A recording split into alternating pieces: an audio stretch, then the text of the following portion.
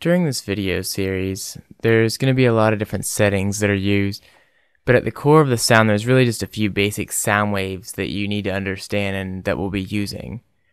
The most important thing that you really want to understand though when it comes to deconstructing or reconstructing a sound using a synthesizer, specifically massive, is remembering how each of the waveforms sound, and the more you become used to their sound, the better you can work with the sounds overall. What I'm going to do is cycle through a few waveforms and shift through the octaves on each waveform individually. What I'll do is play first the sound at the normal octave, then I'll move up one octave, then I'll move down 2 octaves from there. Remember these sounds and study them before and after this video series, and you'll definitely go far. We'll start with the saw wave.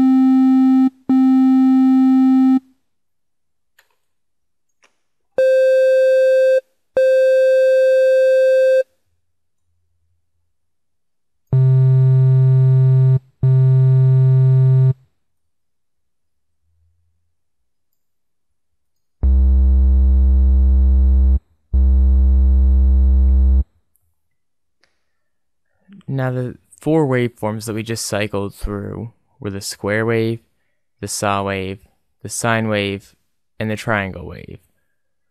And even though we'll be using filters and LFOs and all sorts of modulation, by remembering and understanding just these basic sounds and waveforms, you can get extremely far with sound design. So it's important that you study and remember them if you plan to further your knowledge.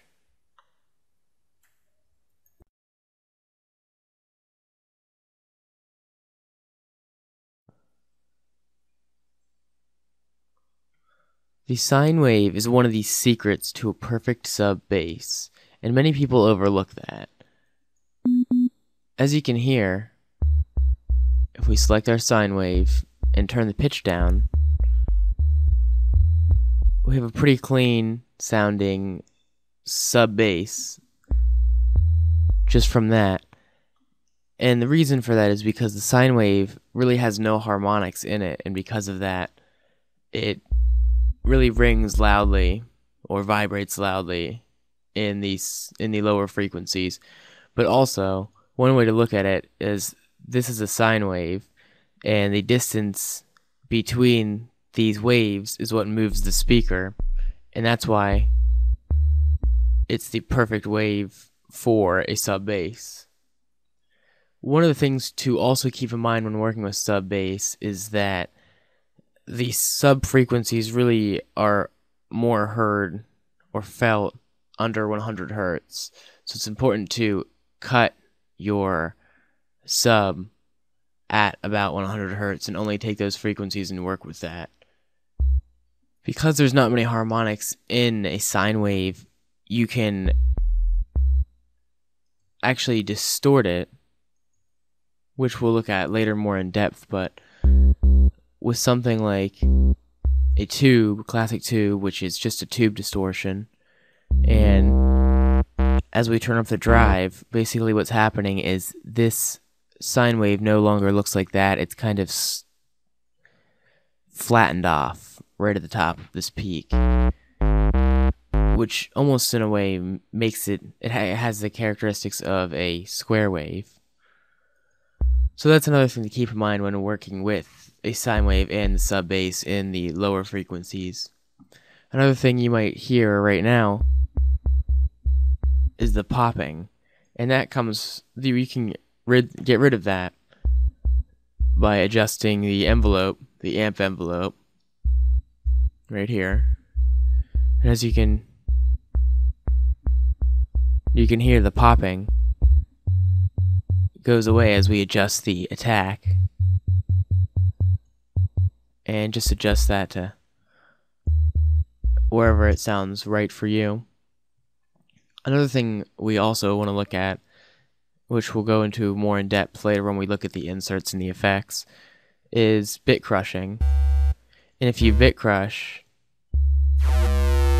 a sine wave, you can hear how it's adding, it still retains the properties of a sine wave, but it's adding harmonics, and therefore you hear a lot of different sounds, and there are a lot of harmonics and texture in that sound. That's something that's really important to keep in mind when you're working on sculpting and adding character to your sub bass or your sine wave in this case.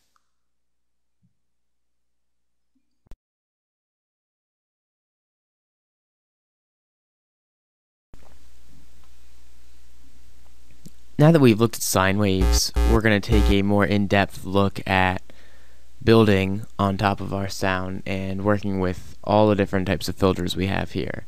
So for starters, we'll turn the bit crusher off, and we'll add another wave, which it's important to hear and remember how these waveforms sound on their own for you to be able to more carefully sculpt and create your sound.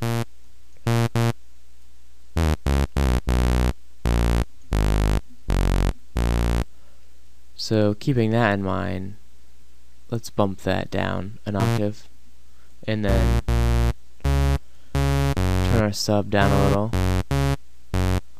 And now let's try turning that down. And now what we'll do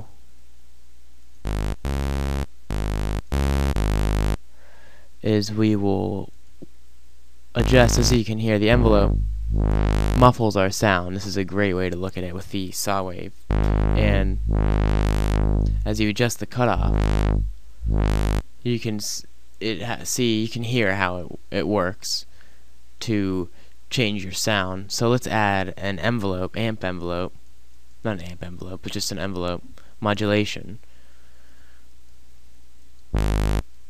And let's adjust the attack so that it's basically this line will follow the cutoff. This blue, it'll follow that, and that's how it'll open it.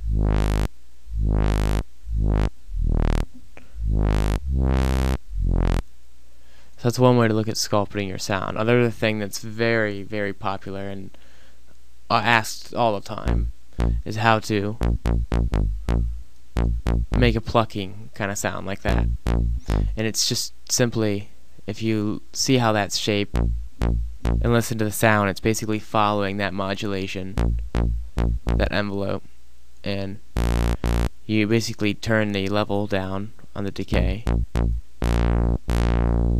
and that decay determines how plucky the sound really is. Another thing you can look at is the DAF filter, which is like it's more like an analog type of filter, a low pass, that if you were trying to get more of an analog sound, you would use the DAF filter. While we're at it, we'll also take a look at the high pass, which is basically the opposite of a low pass. It lets only the high frequencies through. And as we adjust that, you can hear how that works. So let's try a similar type of modulation. Oh.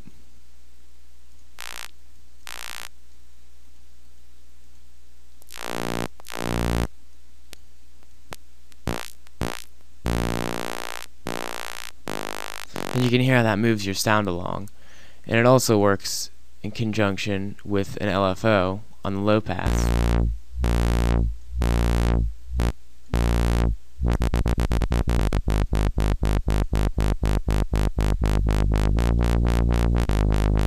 But you can hear how that's moving. That always just what's great about Massive is that you can map these to like all kinds of things in these, which we'll get into.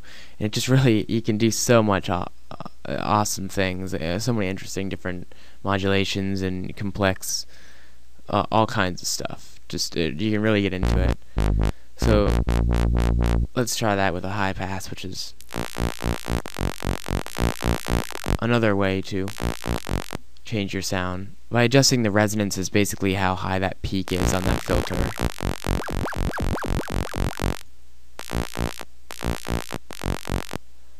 One other thing to look at is the acid filter, which if we add a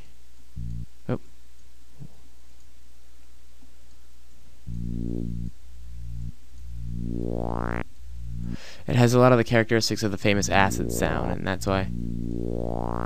Let's change that.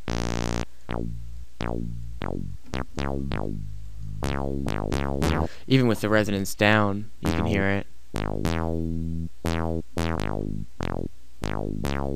So that's something to keep in mind when you're working with sounds. The Massive, the wonderful people at Native Instruments have done a lot of hard work in creating these sounds by having awesome things and these filters and waveforms in here that can do a lot of the hard work for you.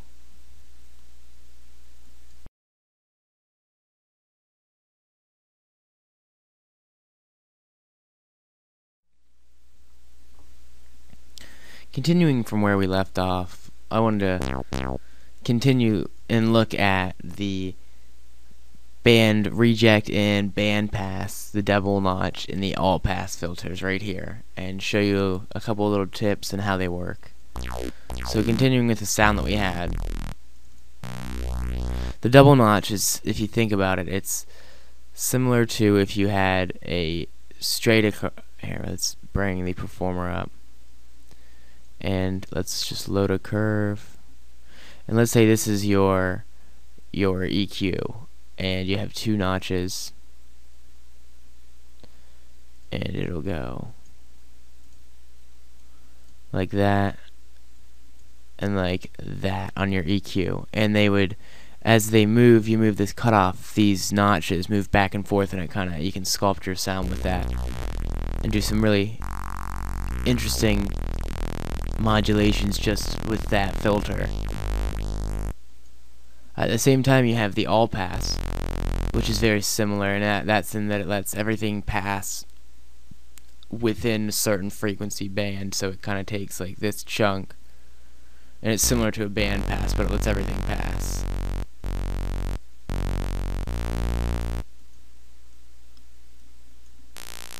Now the band pass is basically like this in terms of an EQ. Think of this as the frequency band, as we said, and this is the band, and it's letting just a band, and as we move this cutoff, it's moving this up and down the frequency band into the highs and into the lows, and the band width is basically like this, how wide this is, how much is going through, and the resonance is how high up, like this, you know, how drastic the peaks are on this. And so some interesting things you can do with that, with your performer, is let's just take a straight line, and let's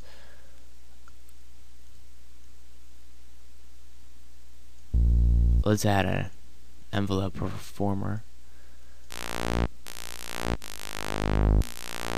You can kind of make it, you know, modulate it more complex and have it move through just as you could with this. what works really neat is using the band reject, which is the same thing, except the same thing as we were looking at with this, except it's just rejecting one of the sections. So this would be straight, you know, like just imagine this is in here, and it'll let like just a section and it rejects it. So a cool way to modulate that is to kind of have it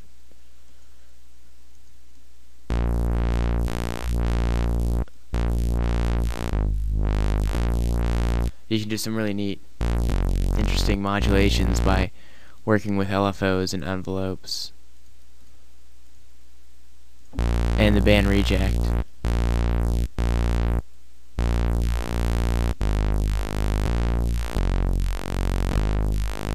So that's basically those 4 filters, going over them briefly and showing you really how they affect the sound, and how if you modulate them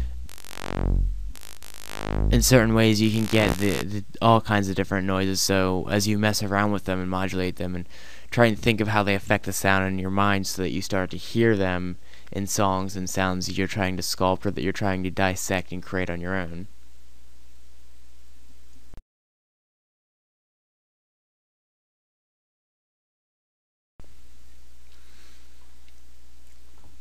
Next up, we're going to take a look at 2 filters that are my personal favorites and massive. And let's go with a square wave for this. Turn off our envelopes and the modulations, and we'll start with the scream filter. And we notice we're using, you know, we have a sine and a square. And as you turn your resonance up, well, basically the scream filter is a low-pass filter with distortion and adds harmonics and all kinds of really gritty sounds, and you can get some really awesome noises out of it if you modulate it properly, and I'll show you some of that. As we adjust that, let's just open the cutoff.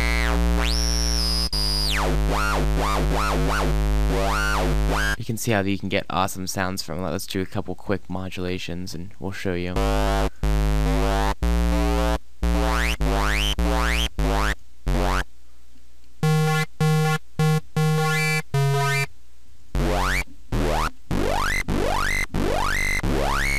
You hear how it's just following this line and it's opening this scream up. And you can hear how that could be really useful for creating some really gritty basses that have high end and mid and low and all that.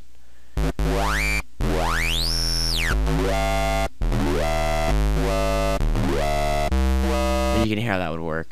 Let's just add a basic LFO. And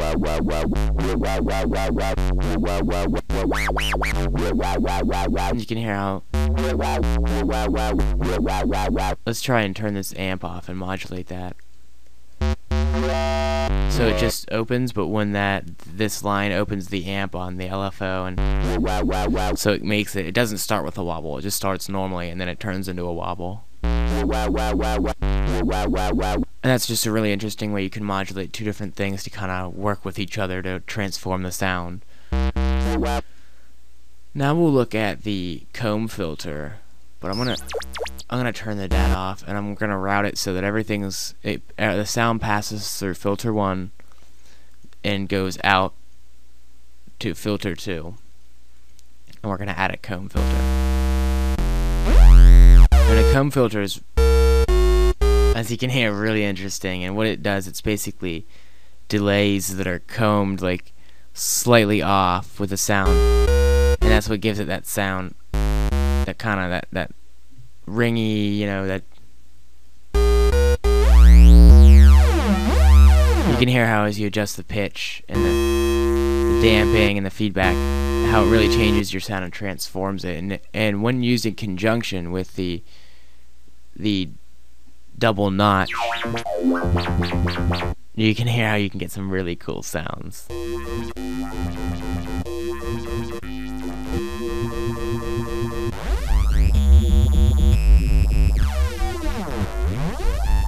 So let's try and modulate a couple different things. And you really can hear it a lot in dubstep. Let's turn this off, and And you can hear how when you use the double notch and how I explained how it has these notches and they move around with the cutoff, and we're modulating that to move and go finding these hot spots with the comb filter. And you can do a lot of really neat things just working with these filters in conjunction and putting them in certain order, and that just get all kinds of really neat effects and sounds just within Massive without having to do any sort of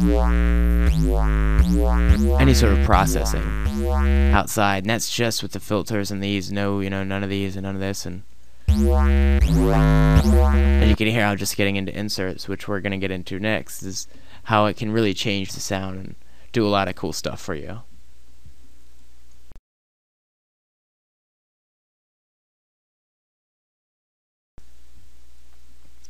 I wanted to very briefly go in and explain, or set up a preset that we'll be using for the next section and map some macros.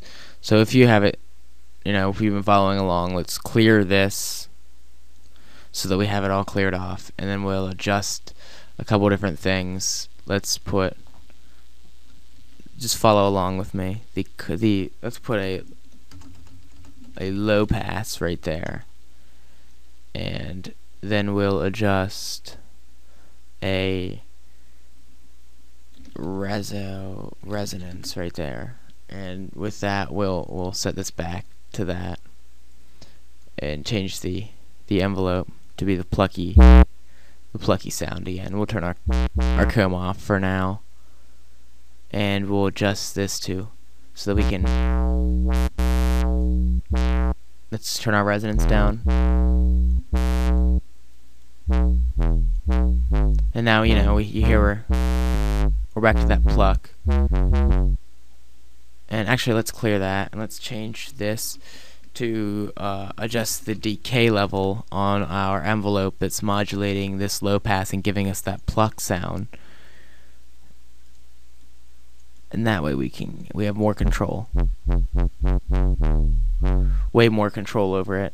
So those are just two of the things I wanted to map out. Let's, we can reset this. And then in the next section we're going to look more in depth on how the inserts affect the different waveforms and how you can modulate them in conjunction with other things to create tons of different sounds and all of that.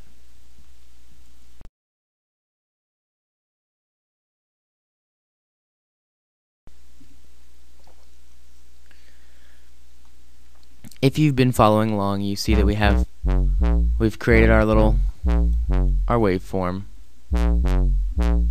Let's adjust that a little. And now we're going to work on using these inserts, and I'll show you a little bit how you can use them to kind of change and morph your sound to something else and work with other things and modulations to help sculpt the sound.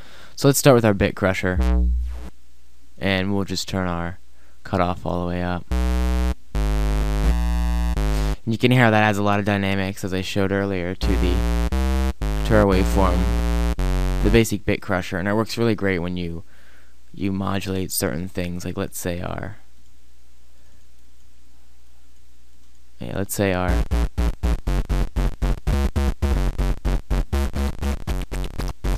add a scream filter.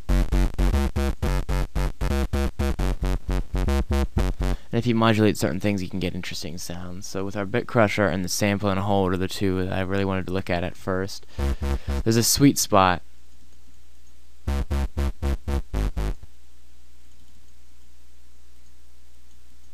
And if you adjust, I'm just trying to get that to turn off. There we go. That's all I wanted. Okay. So the sample and hold has a sweet spot, and I found this. So you can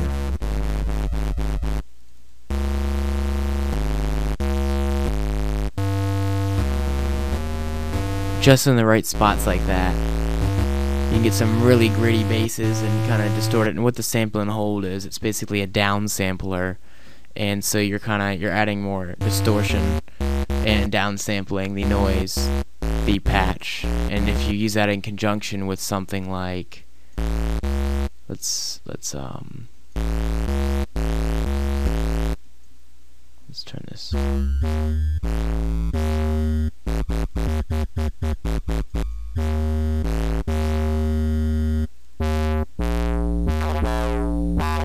You can hear how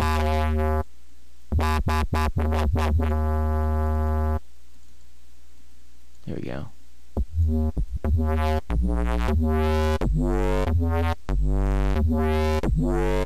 Yeah, right there, yeah, it's an interesting sound. Just by messing around. And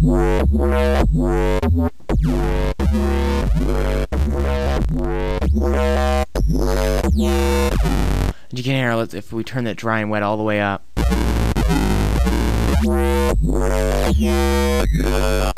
With the scream filter just being modulated with this envelope, we're almost getting it to talk because it's moving that filter and hitting this formant frequency, you know, the resonance, and when it hits those with this certain amount of downsampling, it creates some really interesting sounds and almost like it's talking to you. So those are, you know, with the bit crusher and sample and hold, if you just get them to work with you, you can create some awesome sounds.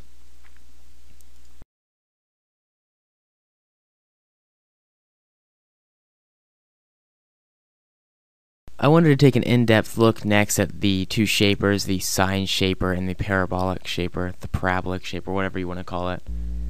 And we'll turn our settings down, and let's just go back to the low pass. Open our cutoff.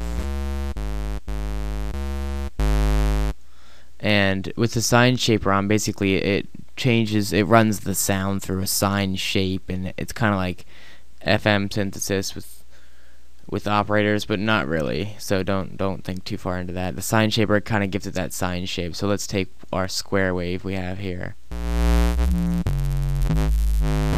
you can hear how, as we adjust the drive, it really changes that sound a good bit.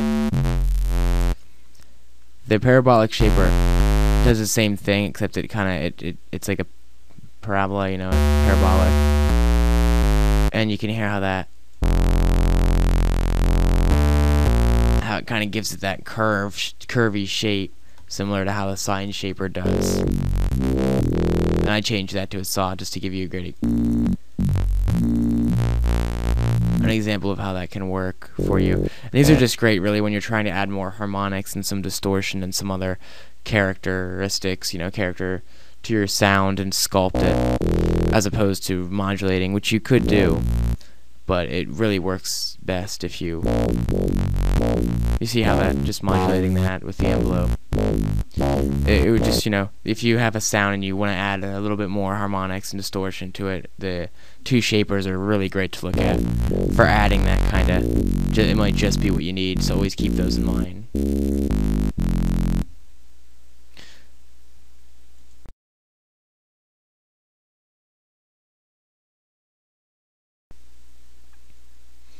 When it comes to bass, there's two other things I wanted to look at that can help create more movement and interest in your sound, and the first is the hard clipper, which is another kind of distortion.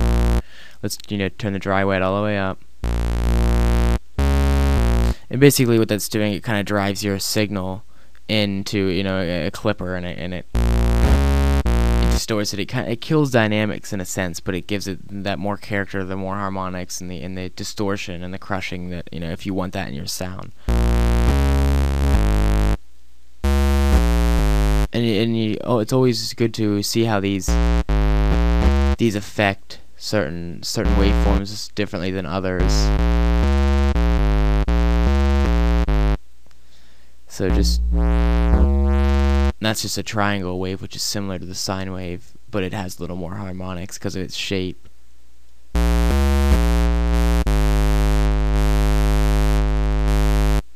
And you can hear how that can work with your sound. Another thing to look at is the frequency shifter, and you got to be real careful with that. This is something I like to do. Well, let's turn it all the way up and show you how it works first. And it can add a lot of, you know, detune your sound and give it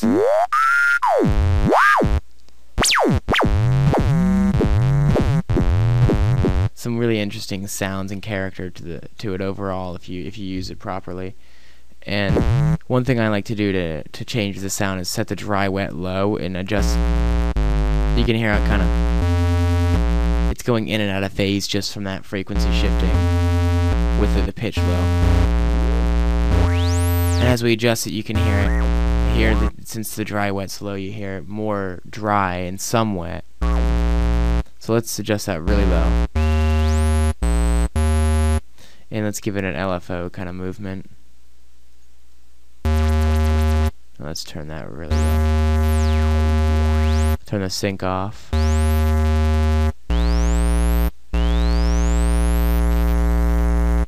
You can hear how it kind of, it's moving and opening, and you can see how if you worked with this and synced it to that, you can do all kinds of interesting modulations and effects, and it's cool to look at that. And one other thing I wanted to briefly look at that I kind of missed was modulating. So we have our sample and hold again, and I didn't look at this very in depth. Is that the triangle wave? It's very similar in that it's like a sine wave, and you can hear how it has the same bass tones and all that kind of stuff. And if you add distortion to it, which we'll look at these effects then next, but by adding that, you can kind of it becomes more of a squared off triangle, if you look at it in terms of this, and it flattens the ends. But the triangle wave is similar in a sine, but it's not, because it has those harmonics in that tip, and that gives it more elements and harmonics in it, and it works really great with, like, let's say the sample and hold. Doesn't sound great now, but let's try.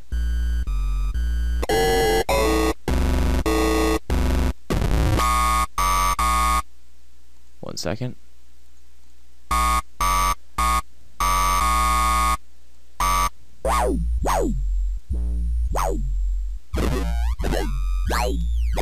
And you can hear how the triangle wave works really great when you're trying to get those talky sounding vowel, those really interesting sounding talking basses and all that. It really works so excellently for that. So always keep in mind that the triangle wave can do a lot of interesting stuff because of its natural formants that it has in its sounds.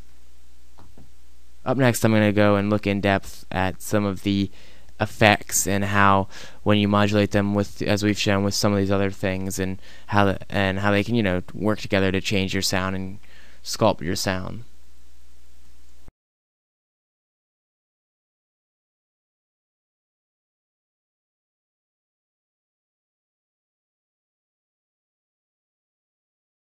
Building on what we had, I wanted to quickly take some time to map out a few more macros to the inserts.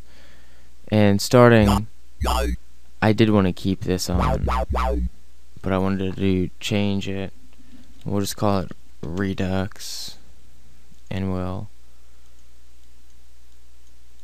turn it map 3 to the dry and wet, and then we'll also add a hard clipper, and we'll just call it clipper, and we'll map it to both the dry and there, and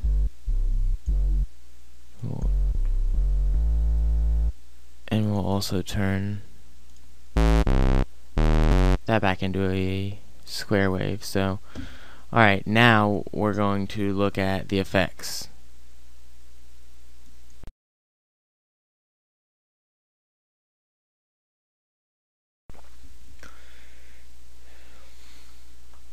When it comes to effects, the first two things to look at would be the reverb and the delay. So we'll start with those. First off, we turn on our reverb. Let's turn our dry wet all the way up, and we'll just turn these down, and we'll start with the size.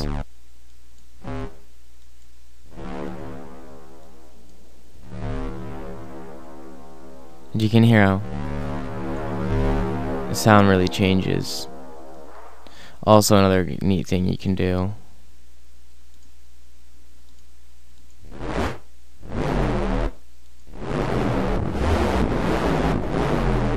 you can see how that would be useful. Okay, now let's just kind of adds, you know, the density and the color. It's kind of like the treble in a sense. It adds harmonics and brightness to it. And that's one thing I wanted to look at. It's kind of cool. You can do. Let's map this to a macro. Let's call it. And we'll adjust. We'll do that. And we'll do that. We'll do this. And we'll say size. And we'll just kind of map it and map it. And like you can create really neat atmospheric basses like this. Let's go to a song.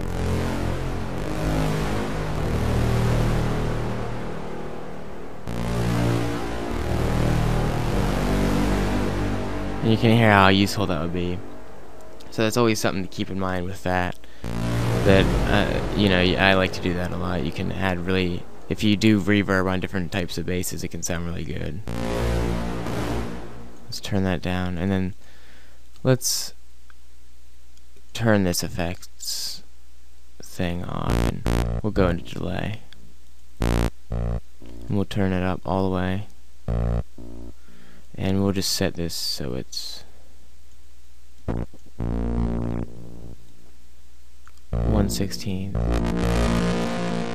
The dampness is kind of like how much of the sound gets delayed with it, and you know, like it gradually kind of dies out, and when you have it like that, it kind of sticks up there. So that, you know, if we adjust it to that, and you can hear, like, if you had like a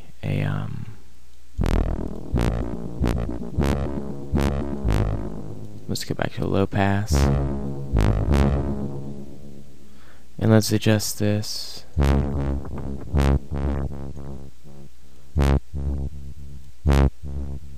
And you can do some neat like delays and stuff with that, and with this you could see, you know, you could do the plucks and the delays together. Let's go back over here, and we'll work with this. Turn that down for a minute. Turn this on. And alright, next up we'll look at the tubes.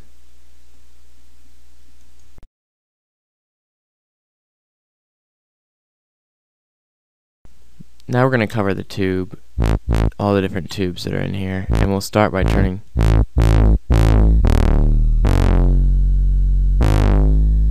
Let's open. You can hear how that changes the sound. Each one of these three tubes, they're just like tube distortions, and they each change the sound in their own way. Let's try a different wave. You hear how that kind of, you know, it kind of takes away a lot on a square. It has some nice harmonics in there.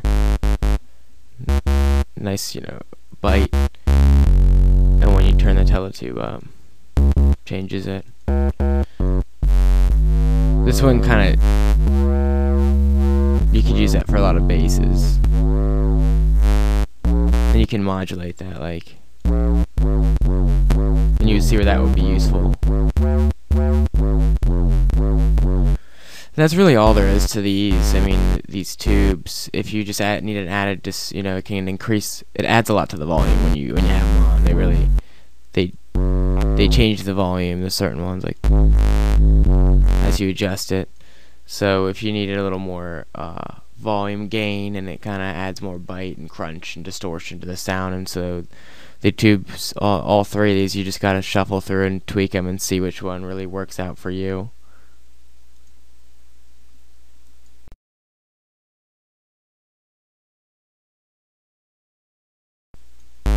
Next up, we're going to take a brief look at the flanger and the phaser and how you can use them. First, we'll just go to flanger positive, and as you can hear,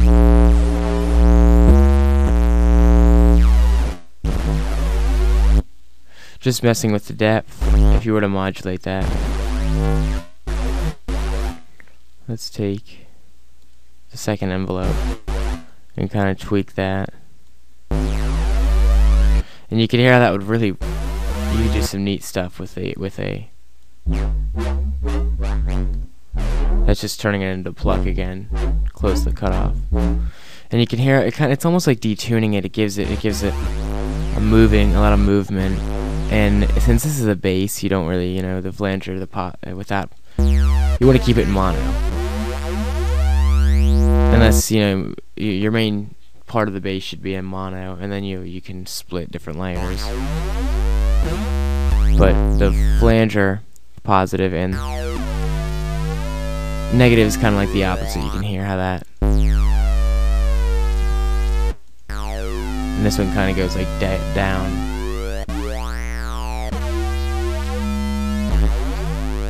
The depth is just like how much it affects the sound, and the feedback is like how much it, it kind of gets a little squeaky when you get too high up. And the rate is, how drastic it affects it. So I like to keep it down a lot, because it then you get a gradual movement in the sound, or you can kind of modulate it to how you want it to work and move the sound also. That's always a good way to mess around with it. So that's basically the flangers in a nutshell. Mono, the monos just keeps it in mono, and the other one, the normal one's just stereo. And then you have the phaser, which kind of throws it in and out of phase. And if you use it right, like let's add more voices.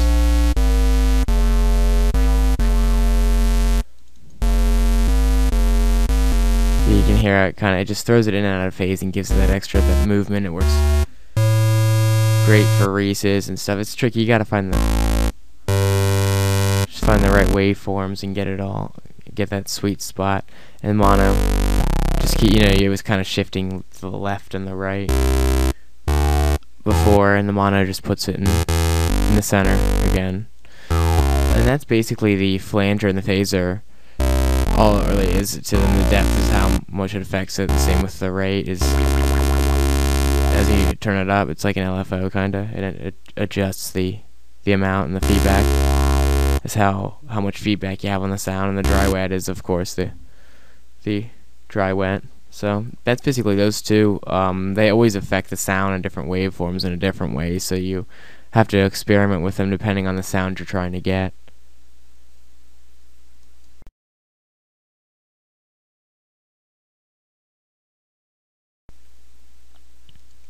Next, we're going to look at the chorus and the dimension expander, and we set our thing back to reverb, and the mappings we had before with 5 on the dry wet for reverb, and the size on 6, and also reverb small is the same thing. It's just a smaller scale. We have it on the big reverb, so we're going to go to effects 2, and we're going to change it to a chorus to start.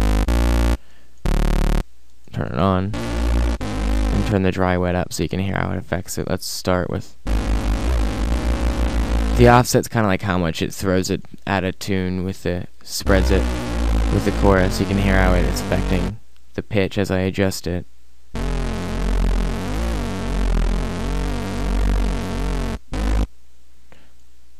And the rate is,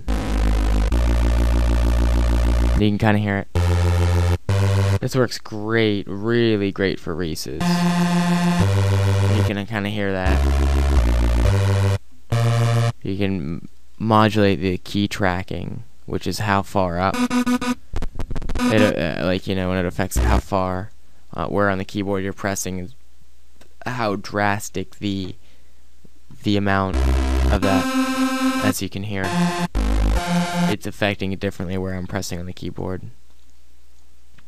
And your depth is just how it really it's very touchy. And chorus mono, we kind of had it shifting back and forth before. Chorus mono, just the same thing, just puts it in mono for you. So when you're working with bass, you should really always try and keep that in mono, and you can split your layers later. chorus ensemble just makes it like there's more than one there. You can hear how that really will affect your sound, and that's a lot of fun, that one, because you know this is cool, but listen to this. Really, you can have a lot of fun with that if you hit those sweet spots and modulate it just right. You can get it. You know, you can hear that as it's building. You just modulate it just right, and you can really.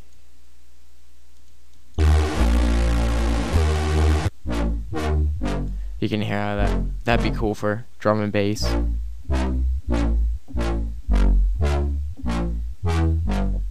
So that's basically the chorus. And then you want to look at the dimension expander. And the dimension expander is great for if you know you don't want to do like too much of a reverb, but you want to add like depth, and it's really cool to like we'll turn this all the way up and you can hear. And a lot of guys like, you know, Excision and a lot of these dubstep guys will use a dimension expander on their basses in certain amounts and modulate it in certain ways to create movement and interesting bass tones. And that's just, if you want a little extra, I like to use them on my basses a lot to kind of make it stand out in the mix or get that extra punch or just depth that it needs, the width that it needs in the mix. And that's what the dimension expander is really good for. So it's good to always keep that in mind. If you don't necessarily want reverb, but you want a little more depth, the dimension expander is always a good alternative for that.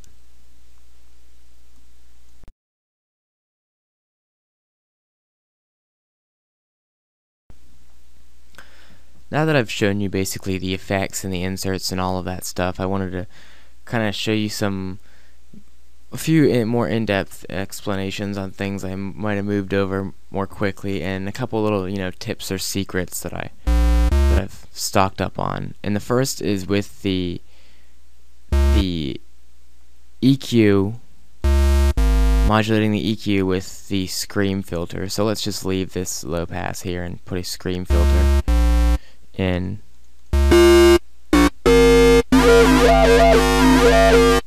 As you can see, just moving that reverb back and forth.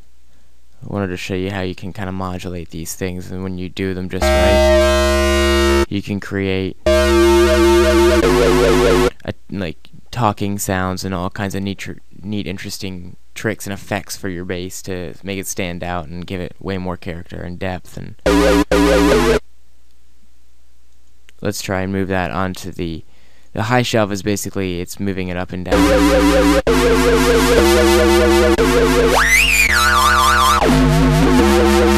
And you can see how it loses that when you move the scream. So it's about finding that sweet spot on these dials that gives you that characteristic. And that's just one great example I wanted to show on how you can use the LFO and to give character to your sounds. Another thing to always keep in mind on like commercial sound systems and stuff is that they can really only go down to about 30 hertz, and then they start to roll off and they get quieter as they go down. So when you're working with basses, and not necessarily just in massive, but in the end stage, is that since they can only pick up 30, it's important that you don't go below that and that your sounds really roll off there, because anything below that can really muddy up the mix, since the sound systems don't pick it up as well and produce those sounds as well. So always keep that in mind. So going back on what you were saying, let's take these, turn it off, and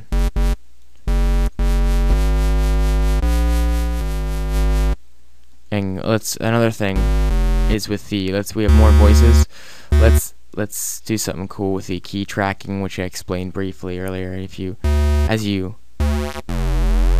turn it up, the key tracking, or if you add more voices and then you turn this on, the pitch cutoff, the spread, and then you adjust it. Like, let's just turn that off for now, and you can hear how you can create a Reese. Reese bass is basically just a bunch of waveforms layered on top of each other and then detuned and spread out, and it gives it that really wide, detuned, thick sound.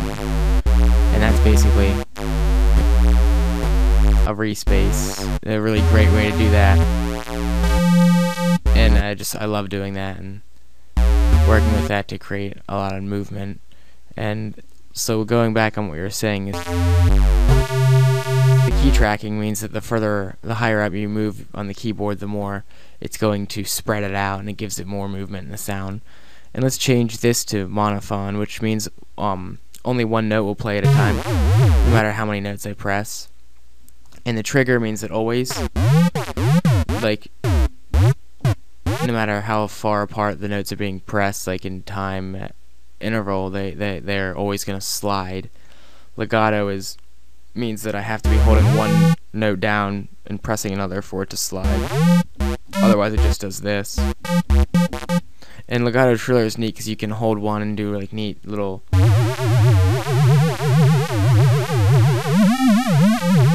really neat little effects. So always keep that in mind. It's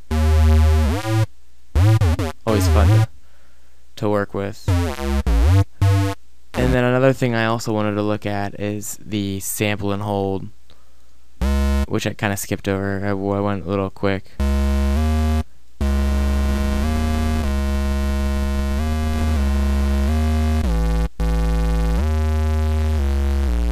And you can hear how that works to create a really awesome race really quick.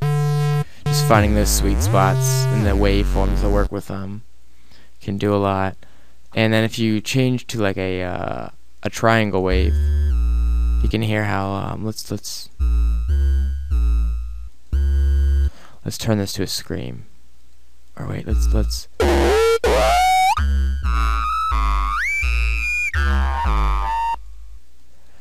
do this. And you can hear the triangle, going back on what I said.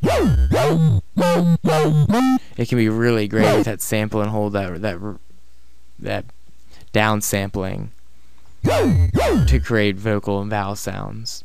So that's just a few tricks and some secrets and tips and stuff I wanted to show you that I didn't get to cover in more in depth. And next I'm going to look at some of the alternative waveforms, the analog and digital and hybrid, and how you can create tons of really exclusive sounds to massive just using these waveforms that have been provided, and how you can take advantage of that. So that's what's next.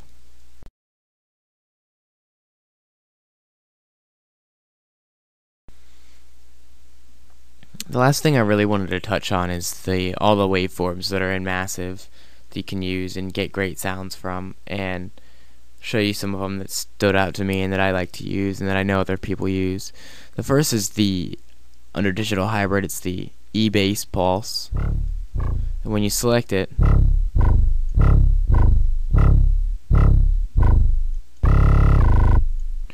and I turn my filter down, and the decay is up right here, so it's got that the plucky sound we discussed earlier. And if you kind of adjust the wavetable position, that's wait, here, that's what I want to do.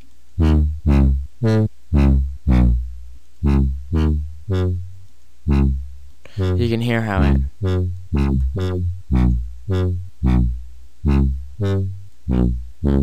it gives that the bass plucky sound.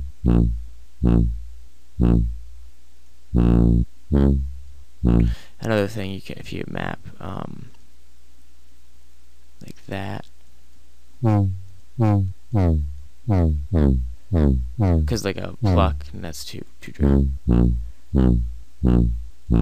But it's just like a pluck like that. That's one of them. Another one to look at is the scrapyard, and you got to pitch this down, and you got to open, and then we'll take an LFO and we'll just we'll shuffle through it and show you.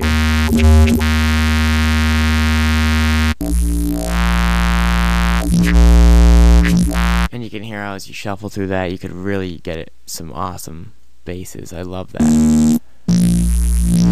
And like have movement so that over time it kind of moves with your bass. You can map it to a macro with the wavetable position, and then as you're moving through with the beat, like Amon Tobin type of stuff, and as it moves, it adjusts the bass more. Or you can do like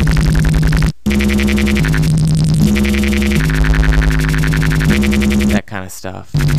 And just the Scrapyard is great. Another one that's similar to that is, there's a whole bunch of them, and you gotta. This one needs pitched up. You can hear how it has. Let's turn that off. You can almost get like a melodic-y kind of bass, and then it gets gritty and angry, wicked. And the other one that's like that is Carbon.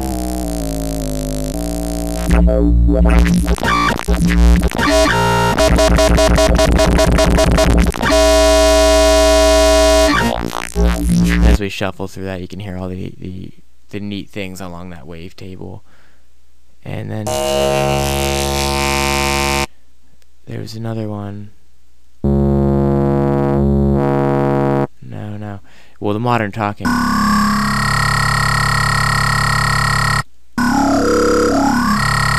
And you use the same thing, working with that one. It has a lot of neat sounds. You can create a lot of neat, plucky chrome.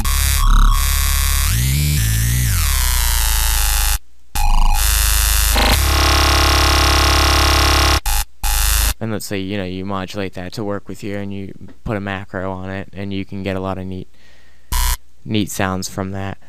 A few more of these are just right here, the deep throat. And you can hear as you move that. Gentle speech is another one that's like that. And let's say, then you got like a talking pluck from that. Let's open that up. And a lot of these, and it's just a matter of finding the ones that have an interesting set of sounds on the wavetable, and digging them out and putting them in the mix. And you can hear how this one has some neat sounds on it, as well as a lot of these. This would be great for just acid sounds. Let's put that. And you could kind of get like a really interesting bass sounds with the acid waveform. Duck organ and squelchy. And you can hear how interesting that can get. Silver is another one. A lot of these in the digital and hybrid you take advantage of. And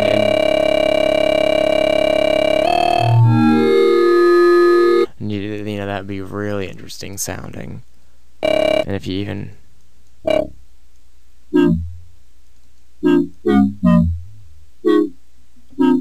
and you can hear there's two others that I wanted to look at. This Frozen really changes your sound, and Strontium. And also, you got to find where they have the sweet spots within the octaves. And any of these the dirty throats, the electric. Just gotta find, like I said, you go through them and you'll find them and write them down, or just use them, make presets with them when you're there and in the moment. And you'll really, hopefully you learned a whole bunch of different things from this, and a couple of different techniques and stuff you can use to really exploit the sounds and all the different mapping capabilities that Massive has done. Native Instruments has done a lot of hard work in creating these unique waveforms for us that we can go through and get some of that, and the filters and a lot of these effects. Just a lot of stuff can be done within Massive that allows us to saves us a lot of time and does all the work for us, and gives us these really unique sounds that come because of the digital, the like the wavetable. You know, a lot of this stuff in the wavetable is just super interesting sounding. So take advantage of it and explore and go through it and see what you find.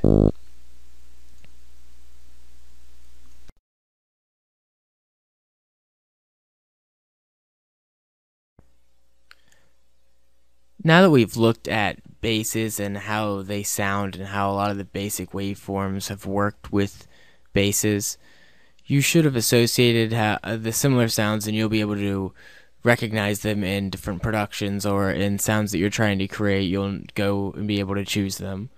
But now I'm going to start moving into using more of the still basic waveforms, but just exploring some of these for a lot of the leads. And I'm going to also look at how you can use these different modes to create some interesting sounds, and I'll briefly explain how they work, because it's more important that you use your ears and understand how it changes the sound than it is for you to fully understand how it works. And that's not saying that you shouldn't understand how it works, it's just to say that your ears are always going to be the best guide when it comes to sound. So another thing that I also was going to look at with leads is going in depth. I'll split them and do, you know, more melodic leads, and then I'll go in and show how you can use different types of filters and effects and inserts and even the modulation to affect your sound and create more character. And I'll and that's more for heavier type productions, and the other one will be more for less distortion, less in your face, and more melodic. And not to say that, you know, either can't be, but that's just basically an overview of how this will work. And next up, I'm going to take an in-depth look at the filters, specifically the low pass and the high pass.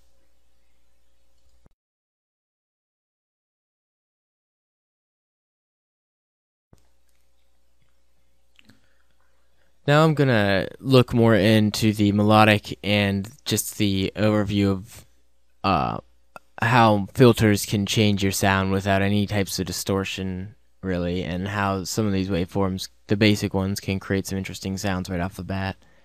And I'm going to look at the low pass filter, the high pass, the daft filter, and the acid filter specifically, and that's how we're going to look at that all in this section.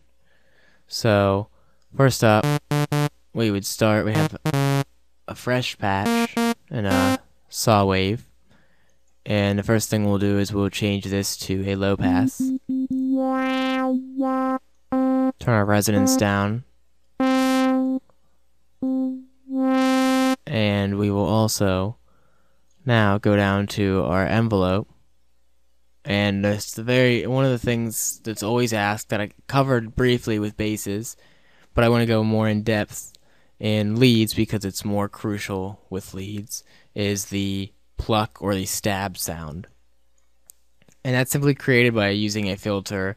The modulation is different if it's a low pass or a high pass, and in this case we'll use a low pass, and we'll take an envelope, and right here, let's say we change our level down, and that's basically we'll modulate this, and that curve, this blue line, is basically following that curve. So you can hear how it opens the sound up and then closes. And if you change the decay, the sound suddenly becomes shorter.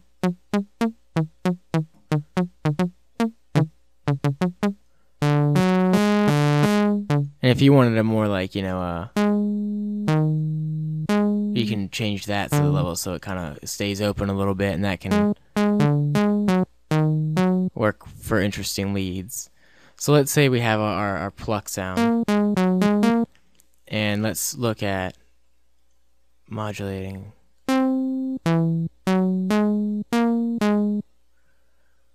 Actually, no, let's look at modulating the resonance. That's what I wanted to do. And let's put the sustain back down. And right there you have it's kind of a weird lead sound. So let's show how, like, you can create, right now it's following that, and it's since that's opening and closing, this is up, and you're not getting that sort of... You still hear the beginning sound, but it kind of dwindles off. So now that we've looked at that, let's clear this macro down here, because we'll map our decay for envelope 1 to this. We'll turn it down and map that, and we'll call it our decay. Or you could call it length, or, you know, intensity, and there's a bunch of other things you can map to kind of emphasize that type of intensity. And then we can also adjust, for instance, just in this case, we can map this here so that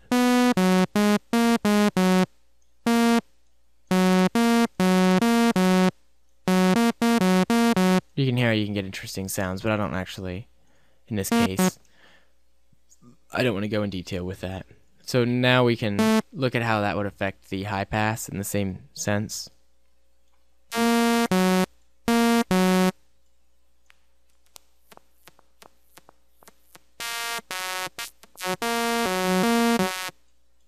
See, it's a little different because it's reversed, so that's why you would, instead of this type of waveform, let's change it and have the sustain up. You gotta think of the high pass in terms of like this. It's scooping the sound out, so let's bump our decay up. Wait, that's not, that's...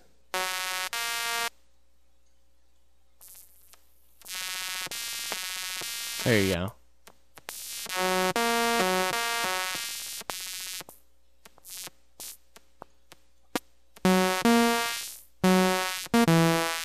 And the attack would change that. So it's almost, actually it is the same thing. You just have to bump up the sustain, and you have to work with the attack level. So it's working with the sound. I had a lapse, you know, I just couldn't remember that. So that's, you know, that's really all there is to the low pass and the high pass when it comes to modulating the sound with some type of lead like that. The daft is more in terms, let's set that back.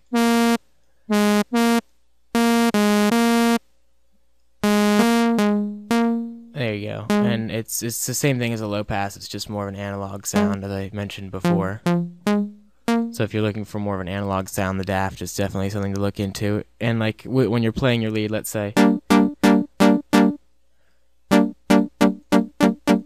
let's turn our voices up a little, and let's work with the spread to create kind of a neat. And then if you were to open your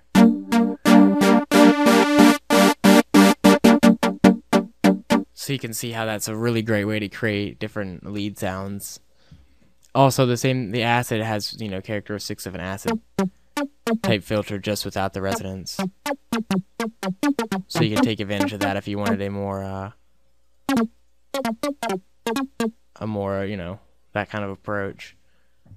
So that's basically all there is at this point with these filters here to that section. Another thing to keep in mind is your voices, because it will change as you change them. So next up, I'll look at the band reject and the band pass, the double notch, and the all pass in terms of more melodic type sounds.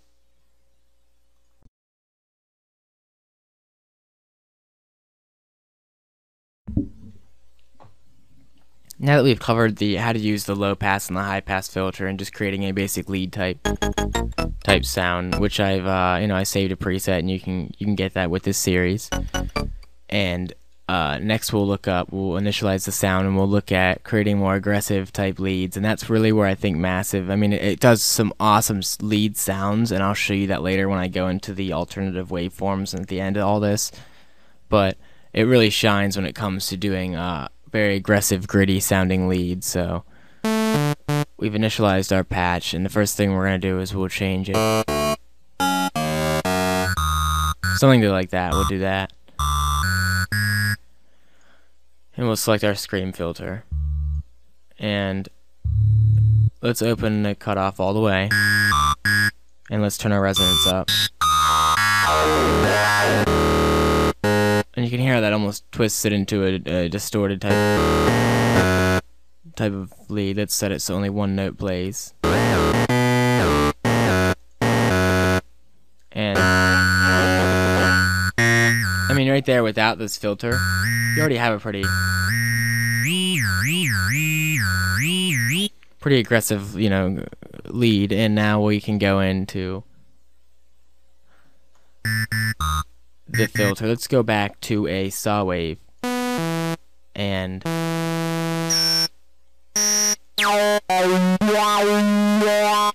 adjust the scream. And you can hear how now let's put a I mean, I've heard that sound before in a bunch of different productions. So right there you have. That's just using a saw wave.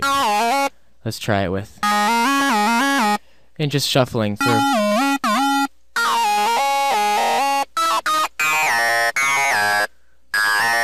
You can hear how you get some really cool sounds out of that just going through the basic waveforms. Let's try a square. Let's go back to our saw, and then I'll change the envelope.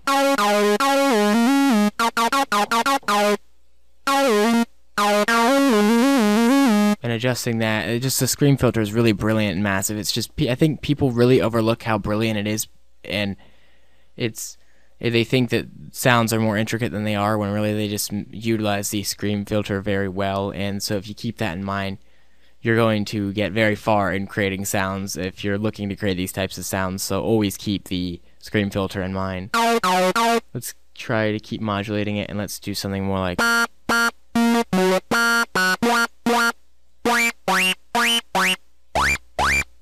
just pressing lower on the keyboard. Let's change the pitch.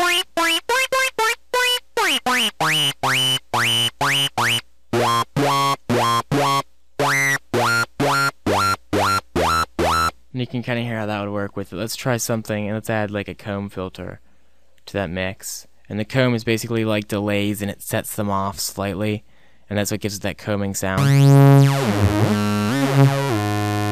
you can hear how that would give you almost like a detune type.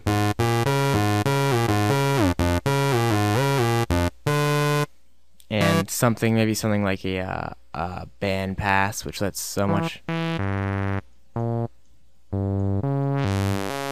If you only wanted the lead to pass through, and you wanted to do that way you're passing through both of them. You don't have to carry that low end with it, you know, the note, and you could just take the high end and get some really cool aggressive leads just doing that. But I wanted to cover the scream filter in depth with these kind of.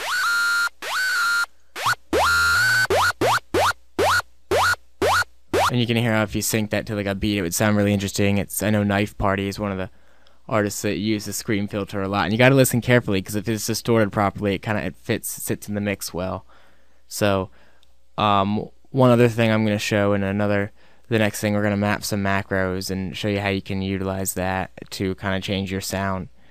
And I'll also show you how you can work with some of these voicings and get a fatter, thicker lead type of sound, and some more of the stabby type pluck sounds.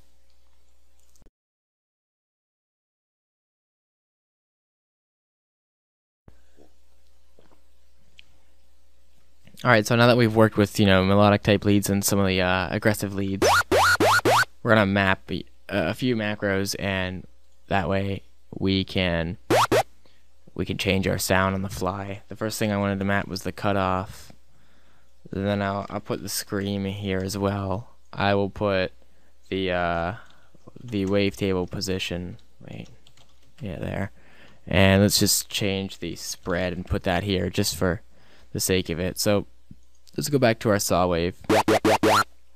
Turn this off. You can go back to a low pass here. And let's turn the voices up, because the voices will give you a thicker sound when it's working with this type of stuff, as you can hear. So let's bump that up.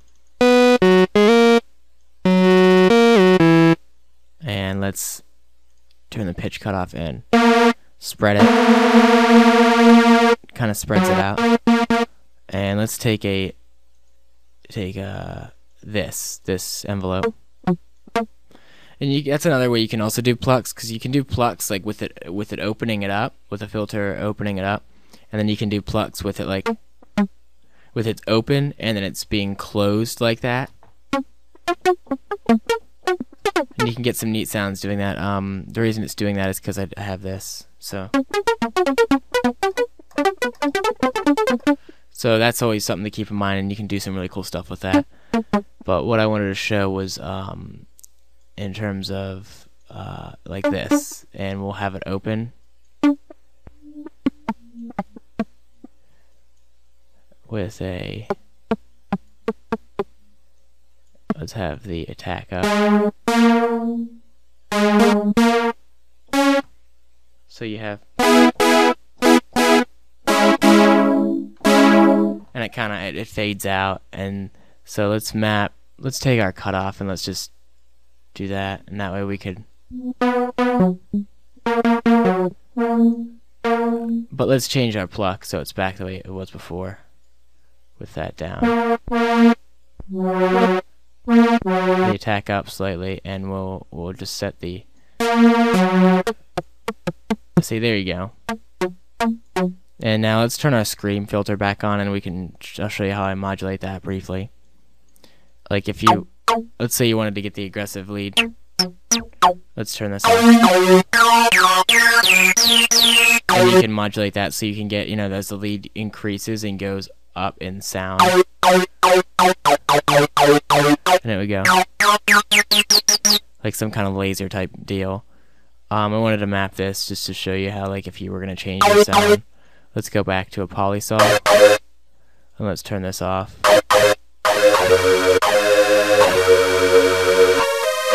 Oh, oops. There. That's what I wanted to do. I had them all, I don't know how I missed that. There we go. Now you can hear how it works. And with the voices on. And let's spread that out. And that's what I wanted to map the other thing. Like how it kind of sounds wimpy here, but when you add a little detuning, it goes a long way. So it's really easy to macro map your different filters and modulate them, and see, even there you could use that. You don't have to use this sound here in a like a dubstep or a angry production. It could be something for a tech house or something like that. It's just keep an open mind when we're working with sounds, and that's something I'm going to emphasize a lot in these videos. And up next, I'm going to look more at some of these inserts and how you can create awesome, all different sorts of leads with it. So that's up next.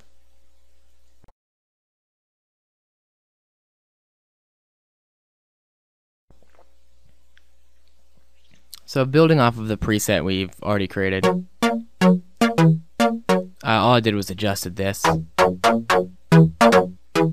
that we're just going out of this filter, and I'm going to show you some of the inserts, starting with the simple delay and how you can use it. It's kind of it's weaker than these effects delays, but it's still useful. The reason it's doing that is because it's routed so that insert 1's only coming out. So let's do that. And there you can hear how what I did was basically change it, and you just following this, if you follow through, you'll see how you can change it in the filters, and if you do it effectively, you can create different sounds based solely on the fact that you have a bit crusher running through a filter at a certain point, and instead of after it and before it and whatnot. So going back onto the delay,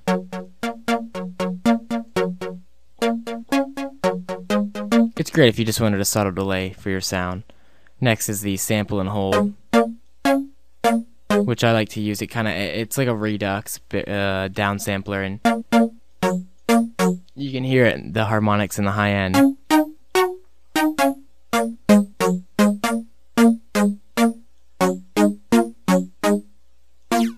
And as you adjust it, and since we have a pluck going on, what's really cool Because if you up this, just your resonance, there you go, you're already getting a talking. You're already getting a talking type sound. That's why I love this sample and hold so much. And it's because it's like the secret to all those talking type of sounds that people always ask about. Just going up and down on that pitch, you can hear it. And if you turn the scream filter, scream filter is very good for emphasizing those types of sounds with this.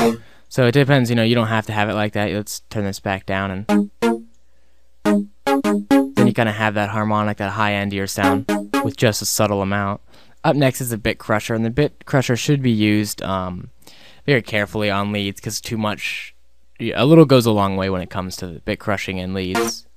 As you can hear, let's open our cutoff. Let's turn our dry wet up, and then there it's like, and there. So you can really see how that would affect your sound if you were trying to get more crunch out of it. The frequency shifter is another neat thing. I like to use it more, which I'll look in more in depth, is atmospheres and pads, because you can create a lot of movement, a lot of cool character to your sound. But you can use it like this to kind of give your sound some. It's like a twangy, kind of like tinny type of sound if you use it like this. Or you can get a really detuned sound. Let's try going back to the scream filter. Now it's even more angry.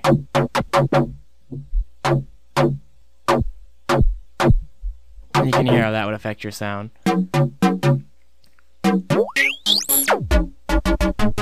So the pitch the frequency shifter shouldn't be overlooked. You should always try and keep it in mind, because it might just be that's all you need in that moment for that sound you want.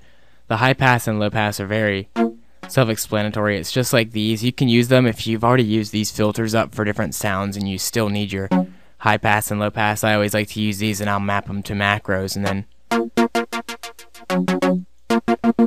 you have that, and that's just don't overlook that, because I did for a long time, and if you overlook that, you'll always have to try and incorporate it into here, and then you won't get to take it full advantage of all the different filters that Massive has and all that stuff. So use these and map them, and you can even use crazy filters here, and then like with the Redux, how you can get those vowel sounds, just doing it like that. And then up next, we're looking at the Sine shaper, which is basically a type of distortion where it adds sine characteristics to the sound we have. So we're using a polysaw, and I'll turn the dry wet all the way up here and let you listen to how it changes the sound. And you can really hear how it gives it adds a lot of harmonics and distortion to that sound. So if that's the type of sound you're after and you want sine characteristics, make sure you look at the Sine shaper, and just subtle amounts go a long way. The parabolic shaper is the same thing, except it runs it through a parabola type shape. And I will show you a dry wet example. They're almost similar, the Sine shaper and the parabolic shaper. You have to really look them up and look in the manual and understand how those shapers, because they're not just exclusive to Massive, they're in other different things, and they work with sound. So there is a difference between a sine and a parabola shape, and you gotta look it up and read about it to understand it, because even I fully don't understand it. I just know how it adds harmonics and distortion to my sound, some saturation. The last thing we'll look at is the hard clipper, and I will do a dry wet of this. The hard clipper basically just drives your signal into like a limiter type deal and gives you distortion and clipping, kind of that effect of being overdriven, and you can use it subtly to add that. I just turn the spread off.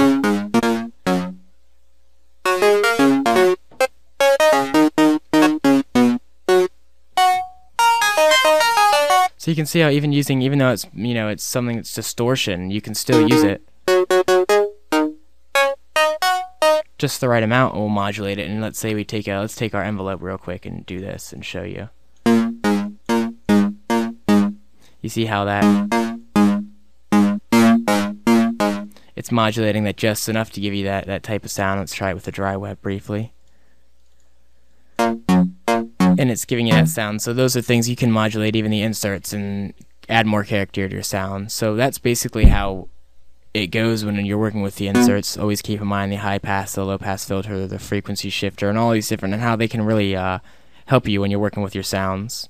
So always keep in mind those things, and also how that is very crucial to your sound.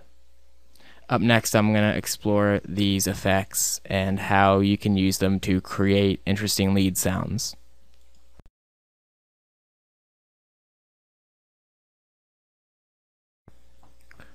Continuing further in depth from where we just left off, we're going to keep using the same lead we had. We might change the waveform just to add more interest. And now we're going to look at, the first thing is the reverb and the delay.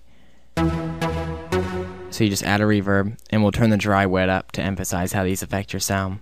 And I showed you with the basses how you can create really cool leads with the dry and wet on the reverb. And it's the same concept.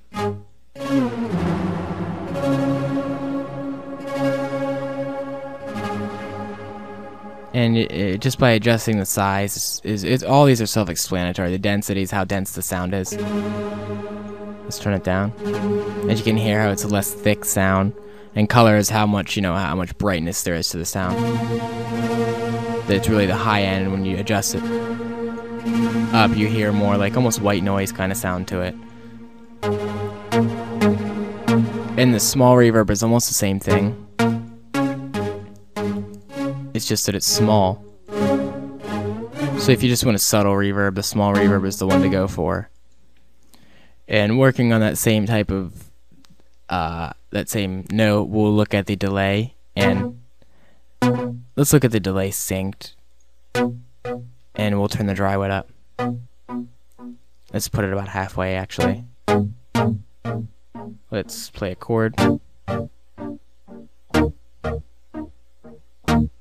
And we'll show you the dampness is almost how much of the sound kind of remains as it delays. And another thing that's neat to do, like let's say we're working, let's put these in 16ths. And let's put them at like a weird time, like this. And the feedback's just how much feedback there is. And you gotta be real careful with that, because it can change the way your sound is if you do it too much or too little with that kind of setting it off. And the delays, just the normal one is like that, but you can be more specific with your delays. It's not synced. So let's add a short reverb here.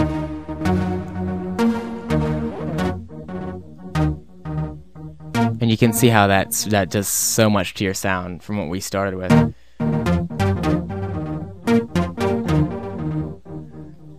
Up next, I'm going to look at how the flanger, the phaser, and the chorus change your lead sound.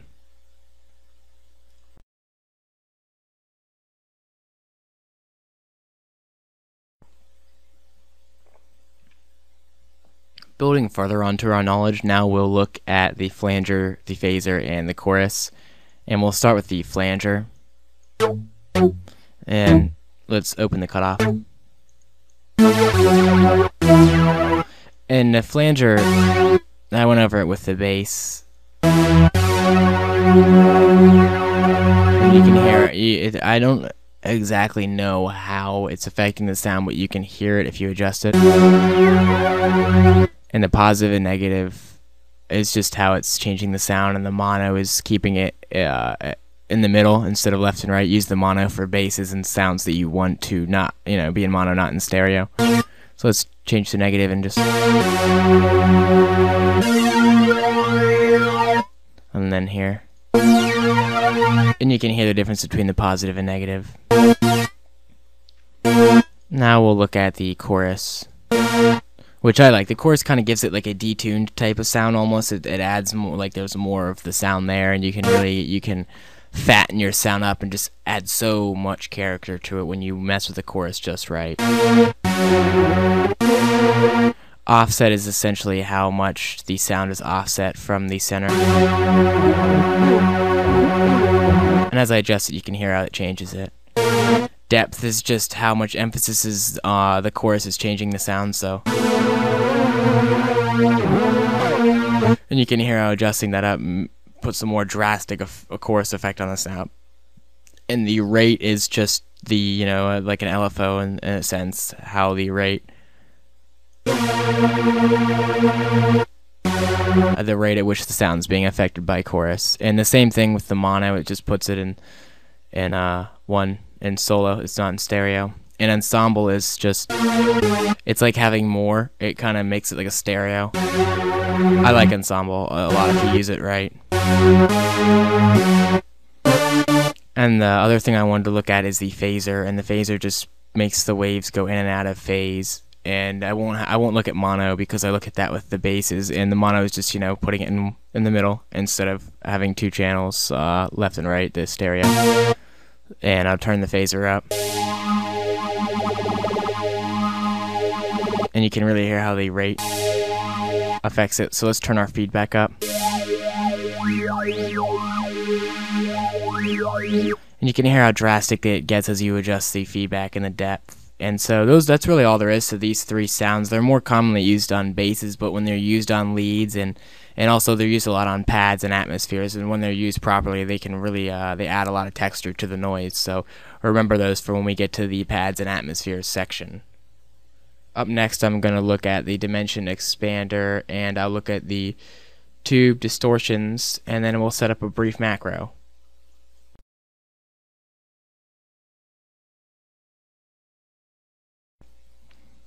I wanted to take a brief look at the dimension expander, and it's really self-explanatory, and I explained it with the basses, and I'll explain it with the leads. And to start off, I'll just turn the dry wet all the way up, and then I'll adjust the size, and I'll turn off this so you can hear. And there's also more emphasis on, like with that off, these sounds are also changed differently, so keep that in mind. But going back to dimension expander, just listen to how it changes the sound.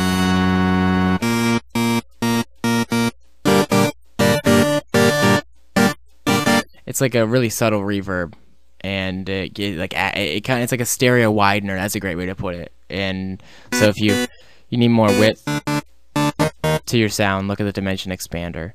And then the last part of the effects is these tubes, and they're basically, like I explained with the basses, they're tube distortions, and each one has its own little characteristics to it. So you have to experiment with them and find which one is more fitting for the sound or the production you're working with at the time. So I'll briefly cycle through these, and I'll let you hear how it changes the sound. So it almost made it quieter because it added more distortion to it. The teletube adds more crunch and harmonics into the higher end of the sound,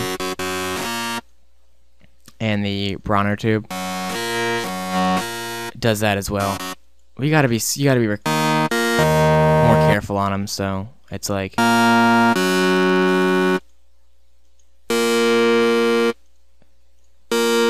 and if you were to modulate these and work with these, they'd be more interesting. But this is just a brief overview, and these aren't the tubes aren't so much used with the leads as they are with other things. I mean, if you were working with a scream filter,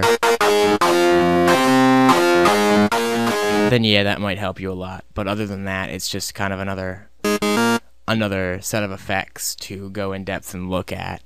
And next I'm going to look at briefly with these different waveform effects. I'll look really briefly at the modulation oscillator, and I will look at I guess that's about it. Yeah. Oh no, I'm going to look at some of the waveforms also in here, and some of the interesting sounds for leads that I've came upon, and I'll share with you those that I found.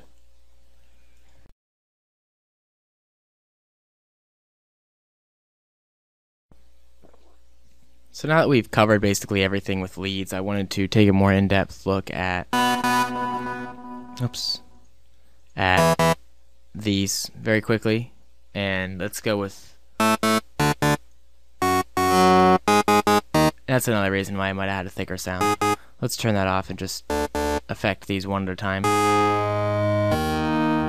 I don't necessarily know what the ring mod does, I just know it makes, if you use it right, it makes the sound very interesting. And if you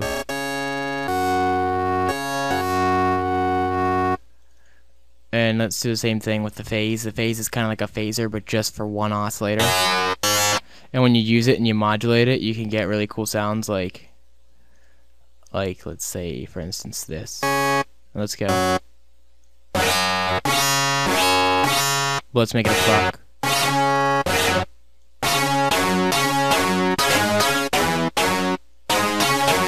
So I'm sure as I go through these, you probably are making connections in your brain with sounds that you're hearing, and it's like, oh, that's how that's done, and that's what you really should be focusing on. It's not as much as understanding what the technical things of each of these are, but how, oh, that sound makes it sound like that, and that's how I can get that sound.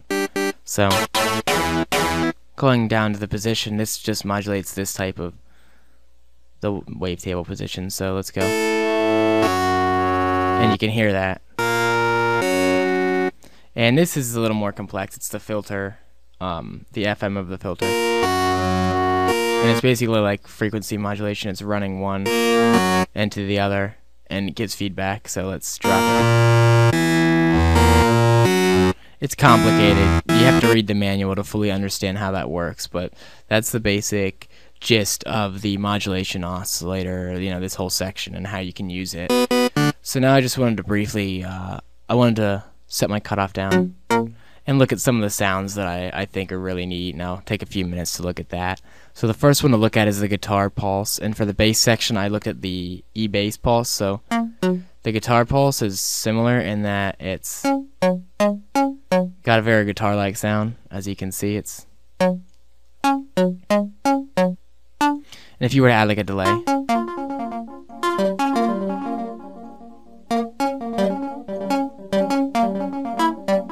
so like that's just, and if you were to use, like, let's say you use an envelope and you modulate the pitch, yeah, that's what I wanted. I keep forgetting that's on. So let's say,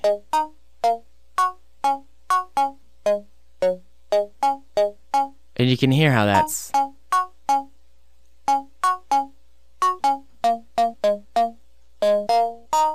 how it would work as a guitar type sound. That's one of the leads. Another one is, I've showed you these guys. They're polysols, and when you layer them up, you can get some really cool sounds. The rough math. And just as you can see, let's turn it up.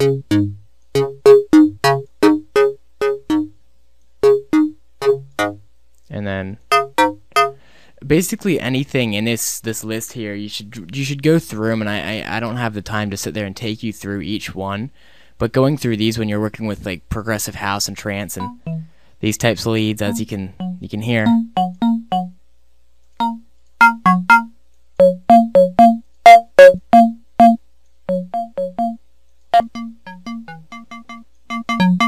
And you can hear how just going through and do the plucking thing and adjust the wavetable position, and you'll get all kinds of really, really great sounds that are just exclusive to Massive because of these waveforms. And I've said it with the basses, and I'll say it again, and I'll say it, I'm sure, in all the other sections, is that they've done a lot of work for us in creating these waveforms, and so take advantage of them. And you know, I keep forgetting that's on. It doesn't matter though. But with that, it's just a matter of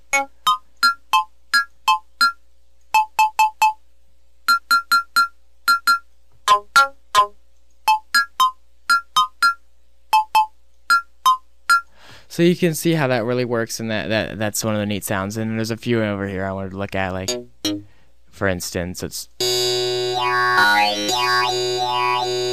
and if you were to take your performer, and let's load a curve up really quickly,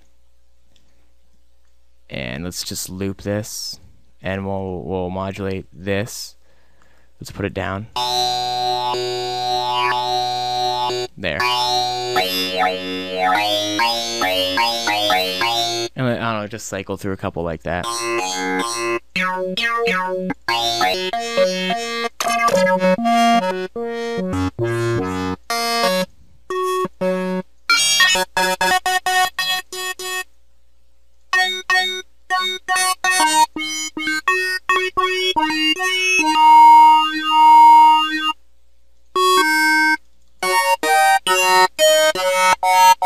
So just take the time to go through them when when you're bored or you're just feeling uninspired, and go through and create leads and do these kinds of things and modulate it. And then the next time you're in the moment, you'll remember, this the additive mix 2 gives me the sound I'm looking for it would fit perfect as a lead in this mix, or all that kind of stuff. So that's why we're going through it. I'm showing you the sounds and showing more than explaining, because if you know the sounds, you'll remember them and you'll call them back, and practice is key.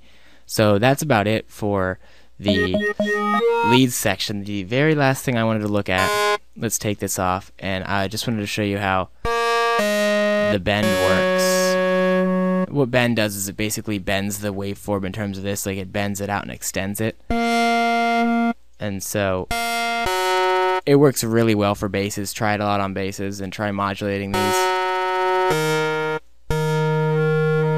But as I adjust it, you can hear how it kind of adds some to it. One of the great ones though is the Foreman. And you can use it for leads. And what the Foreman is doing, it's basically you have to look it up in the manual, because I read it a few times and it didn't make that much sense to me. But basically it's giving the waveform you're using like formant type of characteristics, vowel characteristics, and if you were to automate the EQ and different filters, you would be able to get those types of sounds out of it easy, and that's why that's such a useful thing. And I can't really get too in depth about it because I don't understand it that much, but if you know that the sound changes like that when you mess with it, then you just keep that in mind. So that's about it for the lead section, and up next I'll be taking an in-depth look at something I really love to use Massive for, and that's working with pads and atmospheres. So stay tuned.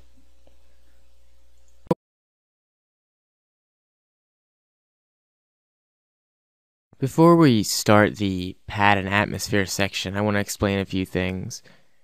The first is the difference between a pad and an atmosphere. The main difference is that a pad is used in more of a melodic sense to carry on the track and can be used as a main instrument, whereas an atmosphere is used still in tune with the track, but to kind of create a bed or an atmosphere or a mood. And it's not to say that they can't be used interchangeably, but that's just a basic overview of what the difference is. So they do sound different, and I'll demonstrate quickly how a pad and an atmosphere differ in sound here. I'll create both, and I'll show you some of the things I'll be using and emphasizing during this section. So you just initialize a patch.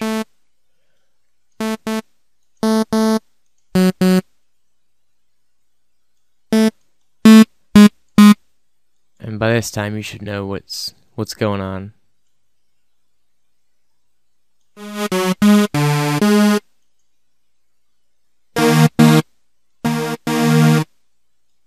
So we'll turn an octave up, and this is something that we'll be using a lot here, is this, and that controls the main envelope, the amp volume of the whole, of Massive. So by adjusting the decay, we adjust how long it's going to take before the notes start. But in that sense, with like a pad, it would sound more like,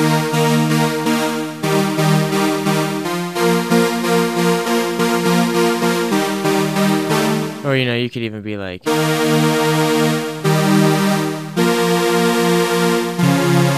something like that, or as long as it's more along the lines of keeping a melody and doing that kind of stuff. But whereas a pad would be something like if we adjust the attack up a lot and the release up a lot.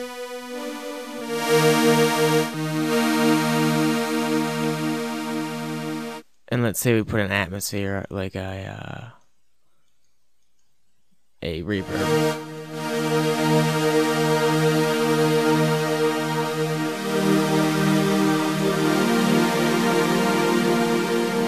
It's still sort of like a pad, but it's got more of an atmosphere type of feeling and emotion behind it and that characteristics. So that's just a basic overview with the envelopes and the sounds, just basic waveforms that we'll be using to work through this. In the next section, I'm going to deconstruct a pad and go through how each different part, I have all the macros mapped and everything. And then after that, I'll do a whole atmosphere that's similar to that. And then after, I'll show you several waveforms and several ways you can take advantage of some of the things in Massive to create unique sounds that are exclusive to Massive because of those things. So that's the next section.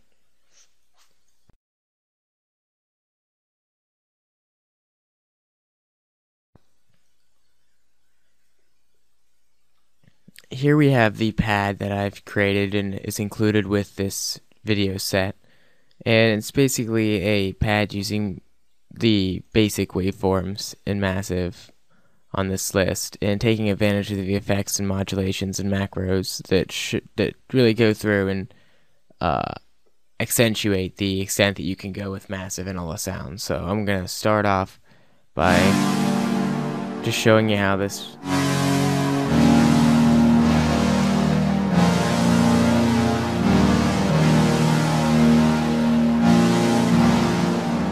and then if you were to, we'll start off with the envelope 4 first off, which is the release. Well, the overall volume for the of the pad, and if we adjust the release, is what I meant to say. It's the length, the tail of the sound. And I wanted to give it a more natural effect, so that instead of having the sustain or the decay level up all the way, I have it just slape it down. Whereas it kind of peaks and then goes down, and then we have our attack up. And the next thing is the filters. There's a low pass that's being modulated by an LFO with the rate. It's on free. It's set down. That's pretty low. I don't know exactly what it is, but I usually just do a free rate when I'm working in terms of that, and it tends to work pretty well. So if we were to take off some of these effects, it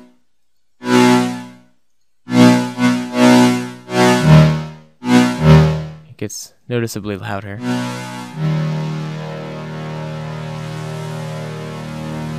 But you can hear how it's affecting the sound. If we turn it up to mix 1, it's basically sweeping over the sound and filtering it up and down. Oh.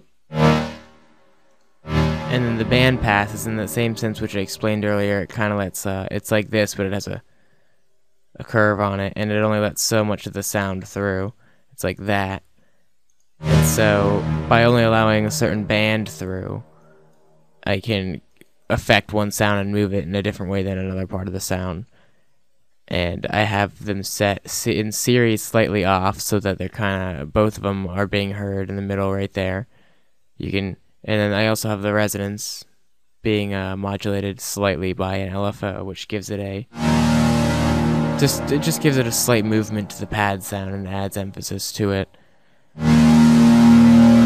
It's just a basic set on the sine wave setting, and then the resonance on the band pass is kind of moving it up and down and giving it some oomph. And the bandwidth is about halfway open, which kind of extends this a little wider. And then after that, you have the low pass and the high pass on the insert. And I wanted to look at those in the sense that if you have these filled up and they're both working on your sound, whether you're making, a pad or you're making some kind of bass or a lead or anything like that, you can use this, and that way you can take advantage of these different filters and work with the high pass and low pass in this sense. So as you can hear,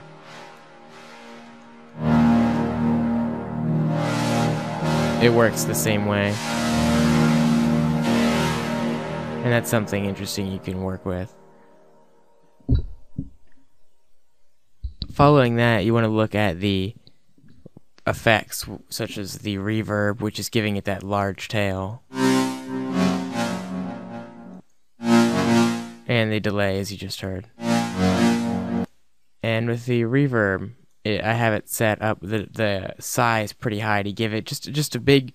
It expands the sound and gives it a very wide noise. And the density, which I've gone into earlier, just the colors, the more the high end, and the density is how thick the sound is, and then the size is the size of the sound. And I usually put the dry wet up just a little bit to give, if I'm working, depending on what I'm working with, you could adjust it down and still get that effect. And then the delay gives it's offset a little bit. They're still on the beat, so if you were, it would always be hitting on the beat.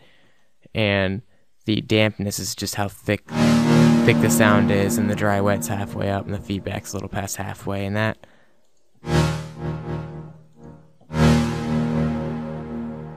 when it's running through the reverb, it gives it a fat sound that just thickens it, widens it, and gives it more presence.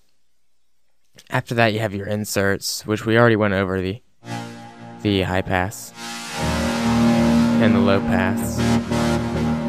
So what I wanted to look at was the frequency shifter, which I'm using very not a lot here. And what it does is, if I set this up, you could even map that to a macro and then set it to dry wet if you wanted to create some kind of rising atmosphere. Like that. But basically I have the pitch up.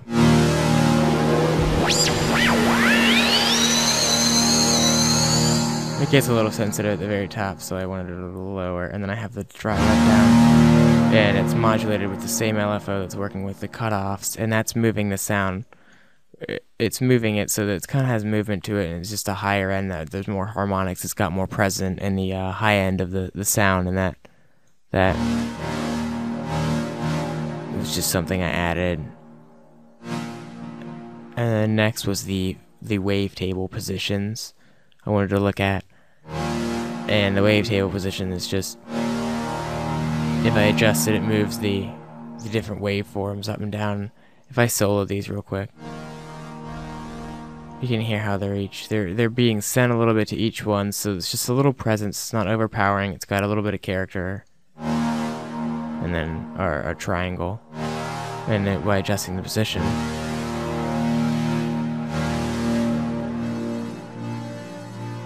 you can hear how you morph your sound. Then one of the macros is expand, which is basically mapped to the reverb, and it adjusts some of the settings. So if it makes it bigger. It just expands the sound and makes it larger and longer. And the spread is the pitch cutoff, the spread right here, the detune. So if this isn't enough for you, then just adjust it a little more, so you have, gives it a fatter, wider sound, more layers. And the vibrato I left on there by default, that gives it more. It gives it, like, if you were to, which I did with in the atmosphere, if you modulated an LFO to the pitch, and you had it going at a certain rate, and just a tiny bit of modulation, that's the same thing as the vibrato. The vibrato affects all the sound, so it's easy to just use that. And that's mapped over here to that, and you can adjust that however you feel, but so it comes, default on massive and some of the presets, and on the initialized preset, depending on your version. And then the two last macros that I'll look at briefly is the phase, which is affecting, which I want to look at this too, which is affecting this. It's slightly detuned. It's affecting the first oscillator. So if I take these off and I turn it up just the right amount, it gives it more bite, more crunch, and I like that because it can, if you wanted more presence in the sound, that was something I like to do. And then the other one that's being affected is the second oscillator with ring modulation, and I don't know exactly how it works. I just know how it affects the sound when used. So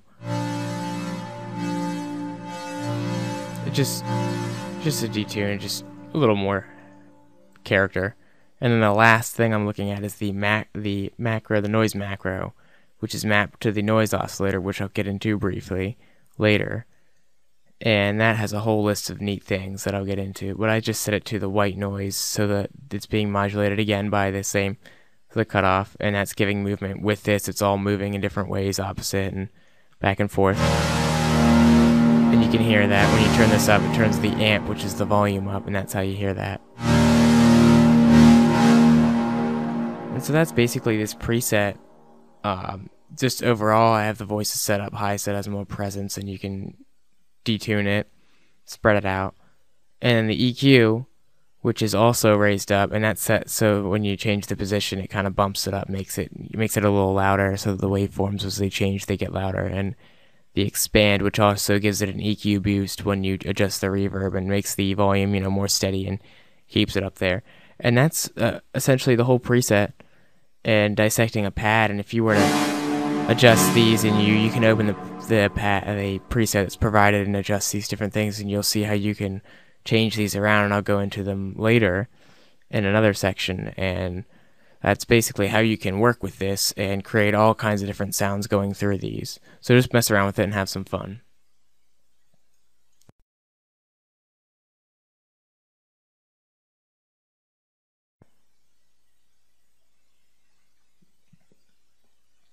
Up next, I wanted to look in depth at an atmosphere, pad atmosphere that I've created, and dissect it the same way I did the pad. So let me play you a quick preview of the sound.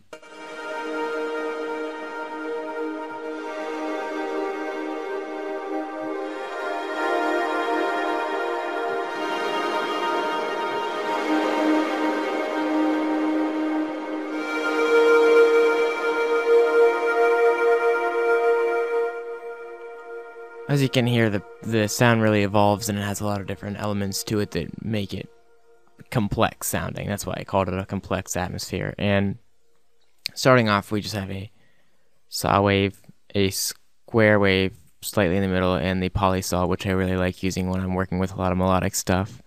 Pads, plucks, stabs, atmospheres, everything. And as far as those, that's just the basic waveforms. And we have our envelope, so that there's not much of an attack, but there's somewhat of a release.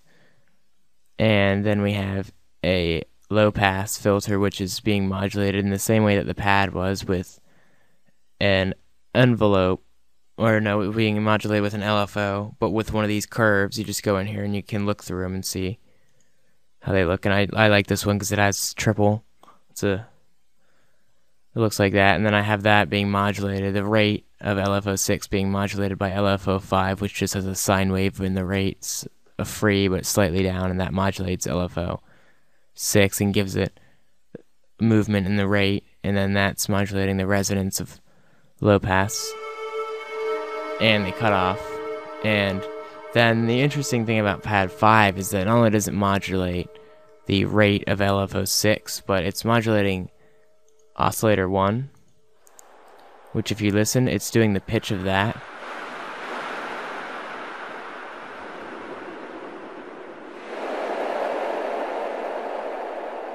And that's really neat because it's just a saw wave, and it's working with the amp, the envelope, so that as it's moving the pitch, which is it's moving all the way up and down at a somewhat slow speed, but because it's working with that and it's being run through reverb, it's fattening the sound up, so it sounds sort of like wind, like a moving wind atmosphere.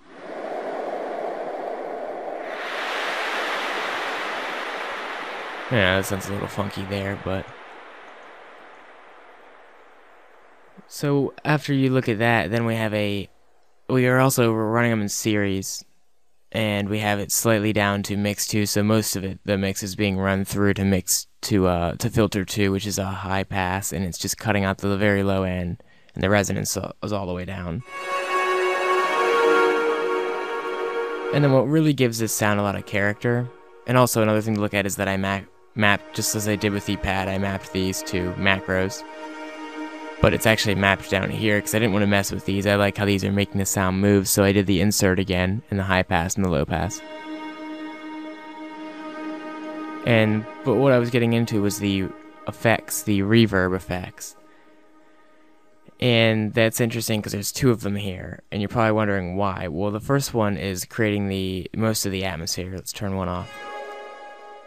It's kind of muddying up the sound a little bit, and you can hear how it's got some depth to it. But once we add the second reverb, which has the size and the decay, or the density and the color up fairly high, plus the dry wet up, we have it's very delayed, and it's very large sounding. It's very muddy, so sort of in a way it's kind of blurry, the sound, and that's mapped. The size of these, or the dry wet of both of these reverbs, is mapped to macro 5, which is I can adjust to. And that's all the sound is when you take those away. Just a pluck with the resonance kind of high. But when you add that reverb up,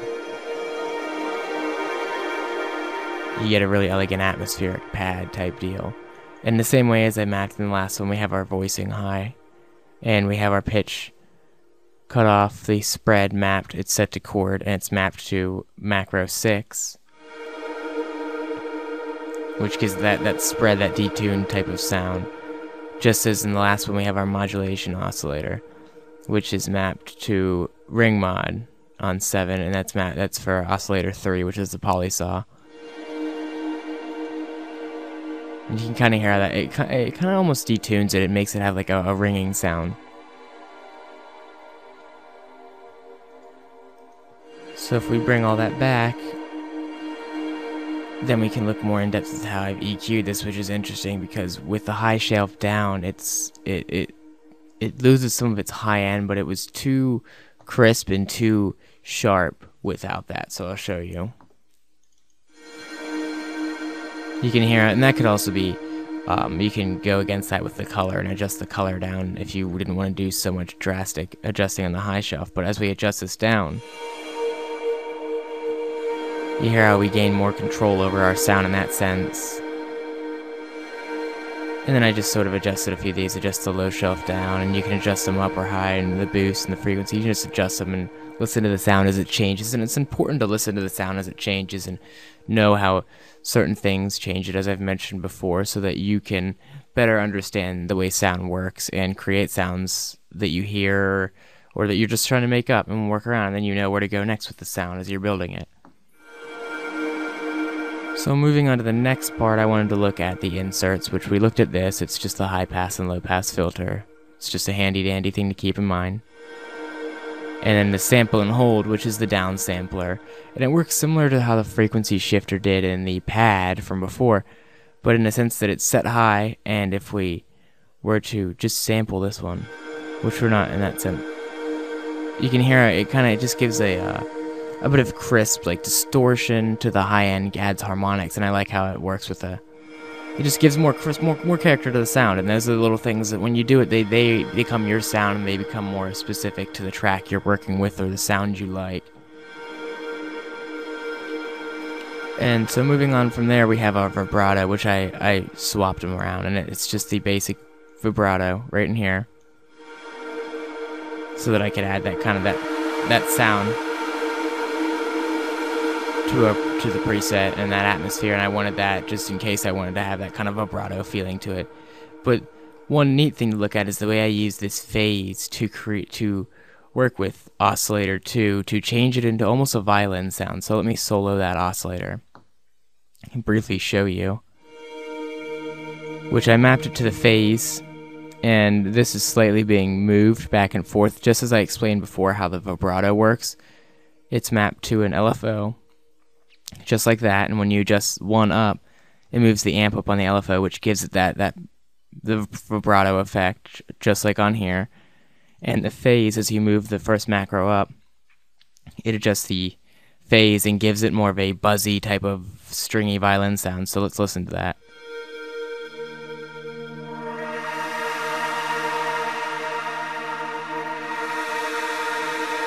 And you hear how that... Oh, let's bring it down and do it again. And you hear how that changes the sound.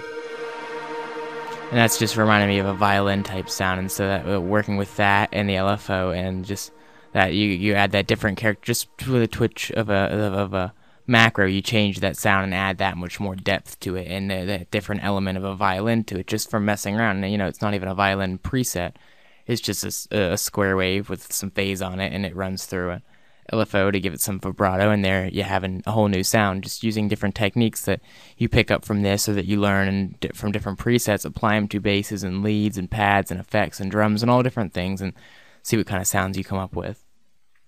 So moving into the last part of this, I wanted to look at the noise oscillator, which I had turned off before. And the noise oscillator, which I will get into in the effects section more in depth, but it has a whole bunch of nifty little presets. And for this one, I've used the brown noise, which is similar to white noise. It's just more of a deeper, lower frequency type of noise.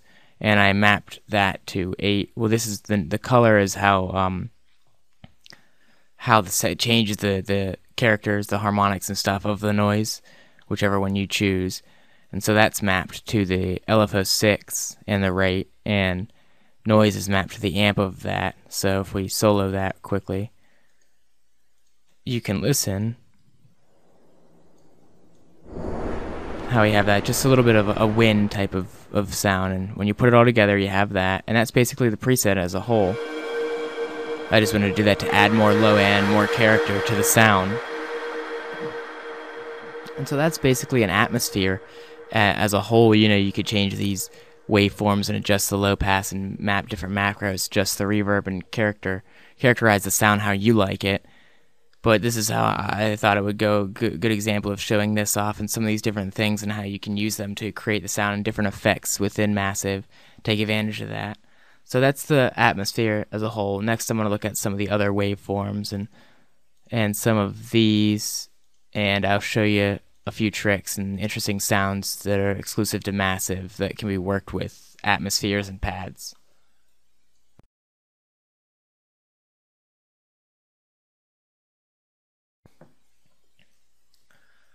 Going back to our pad preset from before, I'm just going to go through about 5 or 6 different waveforms that are interesting in Massive and exclusive to Massive that you can use to your advantage in creating your sound.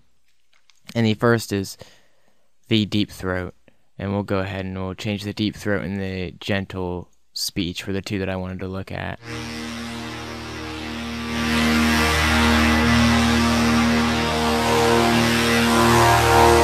I wanted to automate them with an LFO.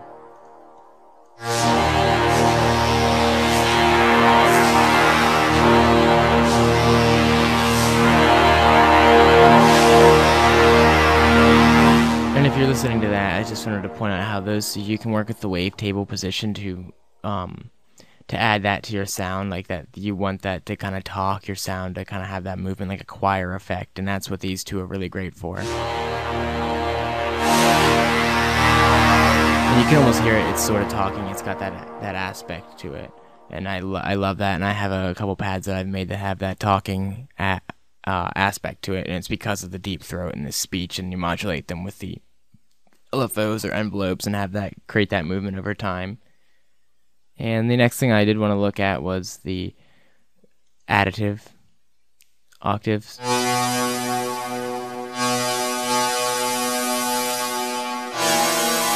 In the sense that,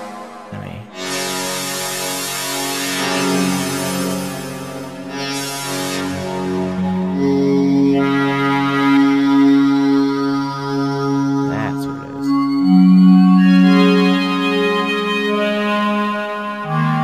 You can hear these additive ones are great for beds and atmospheres and pads, and even leads. You can hear all the character inside of that.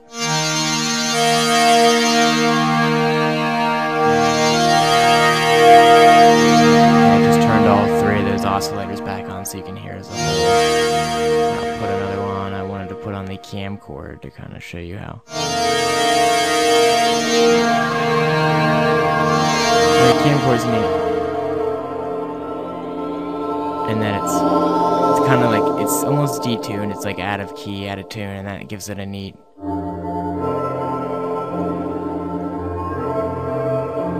shuffling through the wavetable position. The wavetable, you can get some great sounds just out of that. So always keep that one in mind. And the other one I really wanted to look in depth at was the multiplex. And you can hear as I shuffle through that wavetable how the sound changes and how there's a bunch of different interesting sounds. So I'm going to kind of build a moving preset with that.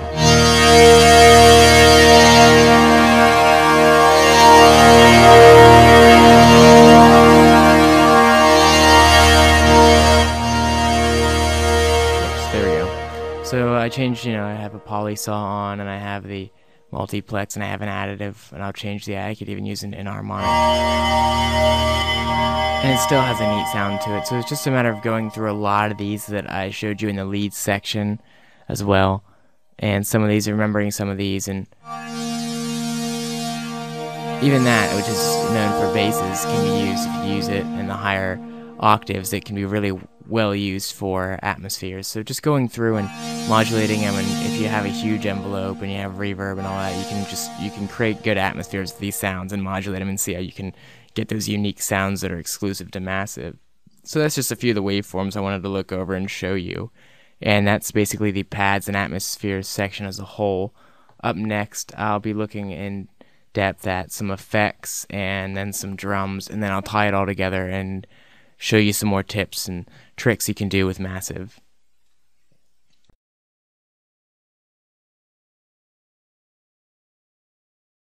The noise section of this video series is going to almost focus entirely around the idea of deconstructing sounds and recreating sounds that you can hear in your everyday life. So as an introduction to this, let's put it in terms of listening to the sounds around you and trying to think of how they might sound. Like, it's really interesting when you put it in the way that everything has its own waveform or modulation of the sound of some sorts, from birds to cars and trucks to the wind and storms and rain and streams and animals, all kinds of stuff. So everything, and human voices, everything has a frequency and a waveform and some type of sound. And so when you put it that way, it should make more sense, in that you can make more sense of things are just how they sound. Like, things are made just how they sound, in the sense that, like, a bird's chirping would decrease in pitch. It would be like a pitch envelope, and it's exactly how it sounds, and it's made how it sounds, if that makes sense. And if it doesn't make sense, what I'm going to do over the next few sections is deconstruct some sounds that you might hear every day or in certain scenarios or situations that you can relate to, and deconstruct them and recreate them so that you can kind of attach that style or that to the sound. And then the homework I would give you at the end of this would be to analyze those sounds in your everyday life, whether you're on the bus or you're doing something and you have some time to waste, or kill or whatever, and think about it and try and dissect sounds that you hear around you, or figure how they would work in a waveform or the modulations. And that's something that will help you further your knowledge and your expertise when it comes to this type of stuff. So in the next section, we're going to deconstruct a few different sounds.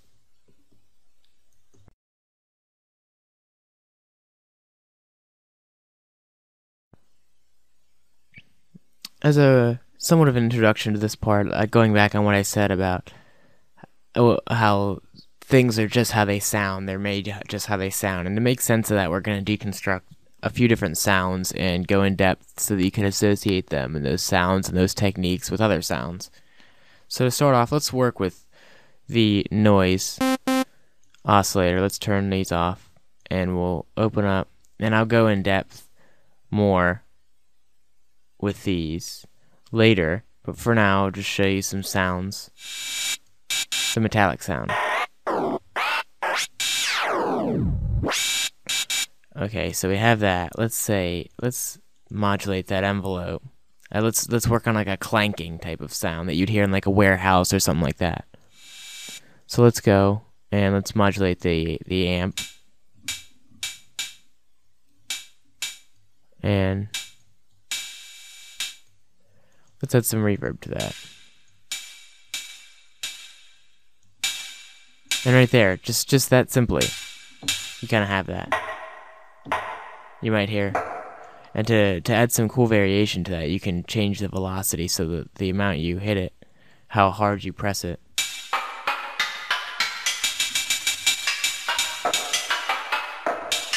Depending on how hard you press it, it changes the sound. So that's something you can use to create variation in sounds if you were trying to score a film or something like that. And in the same sense, the key tracking also works in that, however, where you're pressing on the keyboard changes the sound. So I'll work my way up. And that's another example. Moving on from there, you can hear had some delay, so maybe we're in like a hall or something. And then moving on from there, let's look at something like a laser type sound.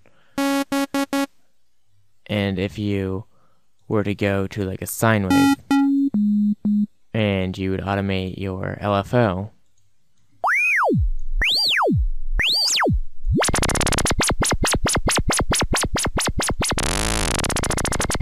and just by modulating the pitch with an LFO, you can get that sound of a laser. And if you change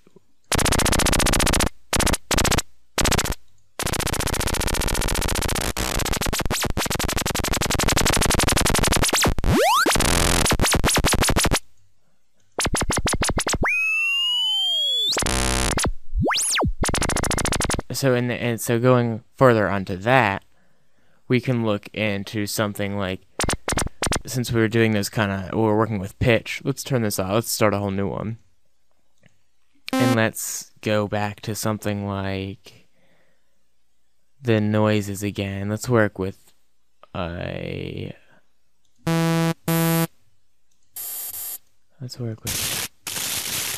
this. There, that's like a track stop type of deal. So with that, let's work with this envelope, and the envelope will move the color down. So it's like the effect of a track stopping, and that's a great example of something. And going further with that, instead of modulating, you heard kind of sounds like rustling. So let's add some reverb.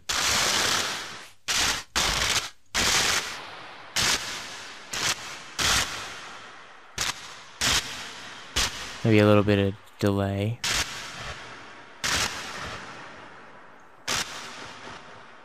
And some relief. And then we'll do the velocity in this. Wait, there we go. So it's kind of like leaves rustling.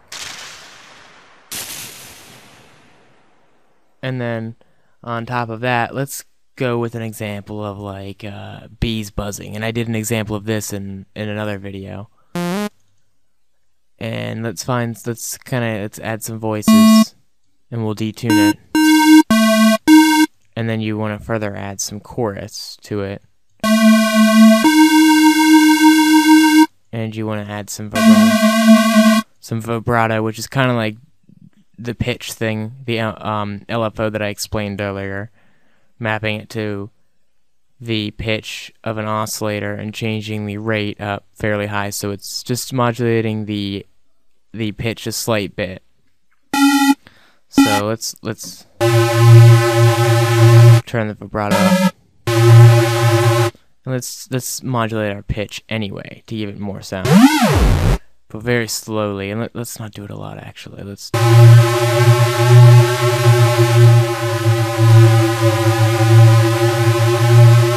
And let's high pass it so that you don't get too much deep sound, and change our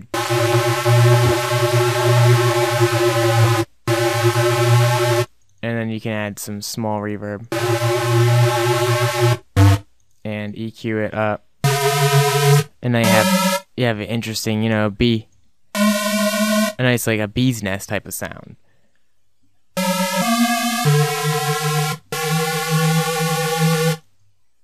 And then if you were to further think in terms of something like maybe like a thump, or what's neat about the noises, which I'll go into briefly here, and then I'll explain them later.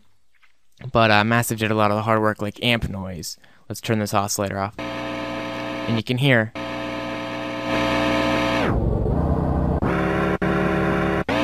It sounds like an amp noise. It's like feedback almost, and I've used that in songs. It's really a great effect. You don't have to search for feedback now. And the tape hiss is similar. Like how tapes used to have that hiss sound. That's great to fill in a track. Some of that, which I'll get into in the dance section. But overall, it's just a matter of thinking of a sound in your head and how it would be modulated, and then working, and you can keep tweaking these different things until you get that sound, and then you'll know, and then you can apply that technique to other things. And it's just making those connections that will help you further yourself as a producer and a musician, and even a sound engineer. So in the next section, I'm going to look at the noise oscillator and some of these effects, the chords and whatnot, and how you can use these. And I'll show you a few in here. And then after that, I'm going to show you an approach to this similar thing, but from a dance music aspect, and using some of these and how you can use them to enhance your dance productions.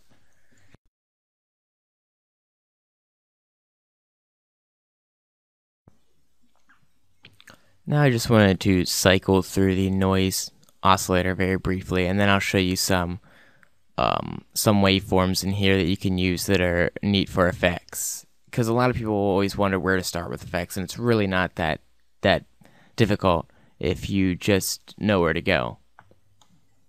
So going back to our noise oscillator, so we have the basic white noise. And what I'm going to do is I'll just create a modulation so that I can cycle through each one. And you can hear that's less harsh of a bright noise. Brown noise is like it's got more deep, almost like fuzz to it. The tape hiss, metallic sounding. The amp noise. The paper sound, it's like paper being crinkled. And if we turn that, you can do all kinds of neat sounds with that, just listening to that. And then the AC power. And that's like an effect I get when I have chords touching or certain things like that. And it's actually a really annoying sound, so it's kind of cool that they put it in there. And then water pipes, like if you were running water through pipes, you were in a room with that. The high metallic, it's similar to metallic, but just in the higher end. And the murmur, which is like people talking, it's like a crowd sound. You can use that for all kinds of interesting ambience, and you can work with the color. Because you can modulate that with like the velocity, for instance. And as you press it at different rates, you could so it's like it's always kind of changing, and then add some reverb.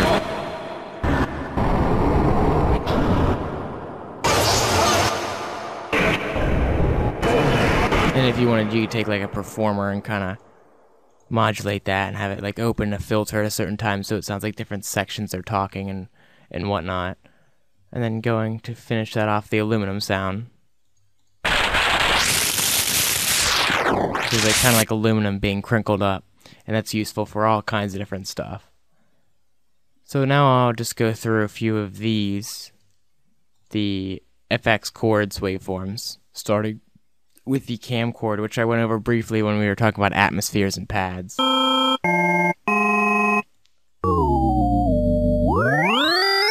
And if you hear like with the reverb, you could do some neat.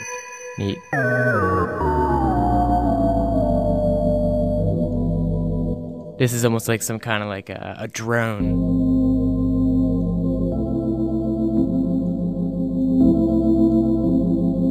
And then moving on to colors, which I like. It's almost like another type of drone, it's just a different type of tone. And you can hear how interesting that would be.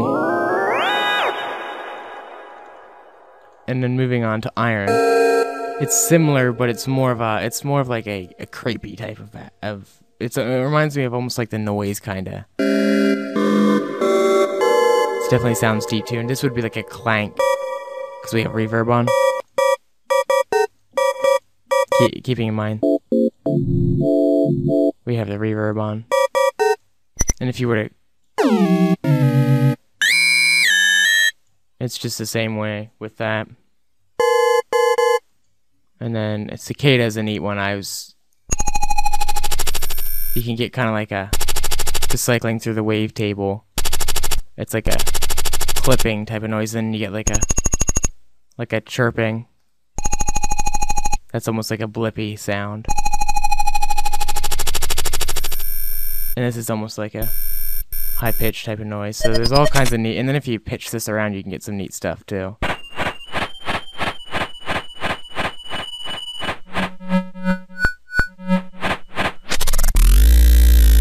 And you can see how this almost turns into a bass.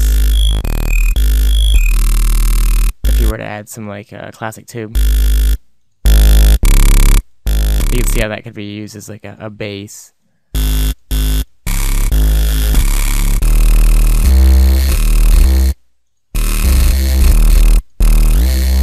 And that's a great example of how just in the effects you could you pitch it up, and then you add some distortion in there. Right there, you have a bass. Moving on. Next up we have the Melancholia. Let's put that back down.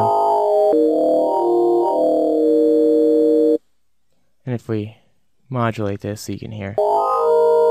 If you were to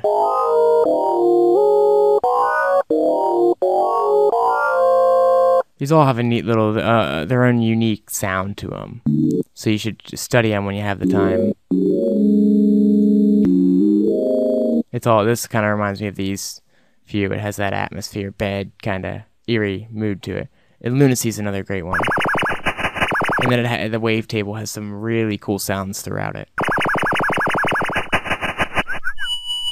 And if I pitch it up. This almost is like birds. This is what I was looking for. If you were trying to emulate birds.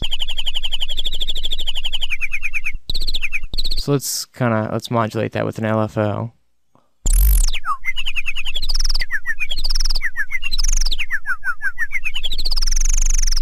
And let's modulate that.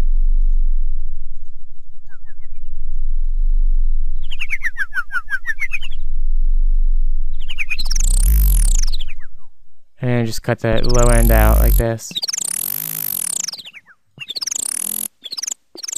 And don't restart it. That way every time you touch it, the sound's still evolving and changing. And you turn that restart off on the LFO, and you can do that with a lot of sounds. And that's basically all you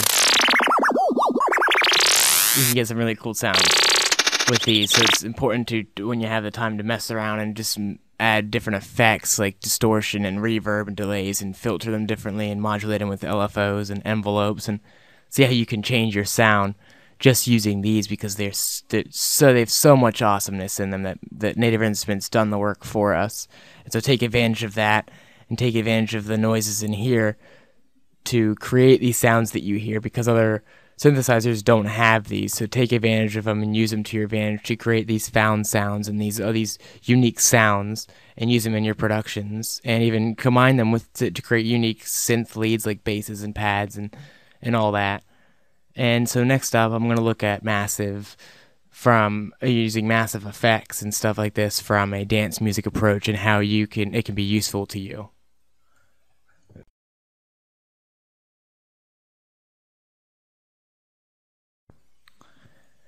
Going through the sections in this effects part, you've briefly seen me, like in the last section, I changed a sound into a bass, and that's one example of how the effects and stuff like this can be used in Massive to work towards dance music and those types of those productions and using those effects. So now I'm just going to take a few minutes and look at more specifically the noise oscillator, and how you can use some of these noises in a dance music perspective and how they be useful to you. So starting off, let's just map the color to a macro, and let's map the amp of this oscillator to a macro, and then let's just create a filter. Let's do like a high pass filter. Actually, let's use this. Let's turn this off, and we'll just route that outside, and then we'll turn it down, and let's put a high pass and low pass. I don't want to spend too much time setting this up. I just want to get to it and show you some neat things. And let's call that color. Oops. Color and amp. And so now that that's set up, let's play this and we'll hear it. Let's turn the color up.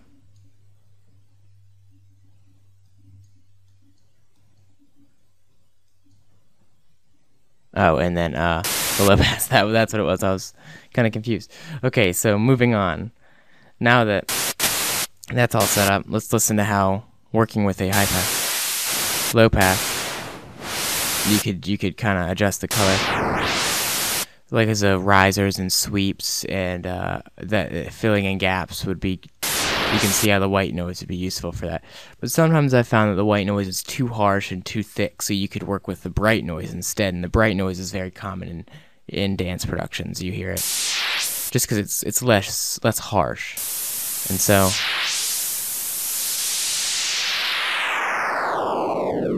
I could see how that would be useful in building tension and atmospheres in dance music. And the brown noise would be for more like if you were starting and you had a fill, or if you just wanted. Sometimes you can add noise into the production, and it fills in gaps and makes the tune sound more full just with that noise in there, like this. Not totally audible, but if it was in the mix with everything else, it might fatten the sound out just enough.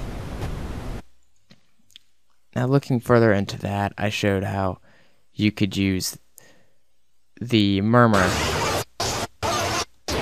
as like voices, and you could use that as like a crowd almost in certain dance productions.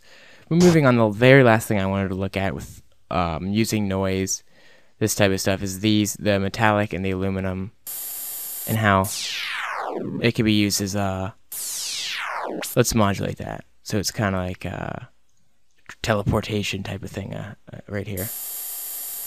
And let's go ahead and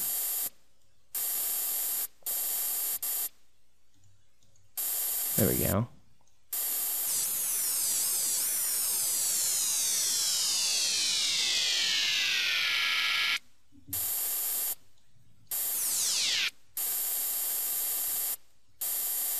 And you can hear that would be useful like as a transfer, as a sweep, and an impact in that. Oops.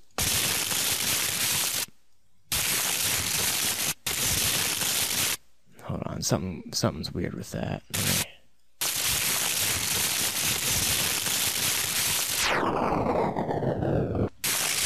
There we go. That's what I wanted to do there. And you can hear how that could be used to transition you through tracks. And same with this one. So always keep those in mind. You can modulate them with your track and use them. You can even map them to macros like I did with the color. And that way you can adjust the sound with your tune. And that's just one great way you could use these effects and whatnot as spot effects to enhance your track, whether you're working on dubstep or house or whatever you're working on when it comes to dance music or electronic music. And that's just one aspect of how you can approach it. So in the next section, I'm going to go more in depth about drums, and then I'll move on to the tips.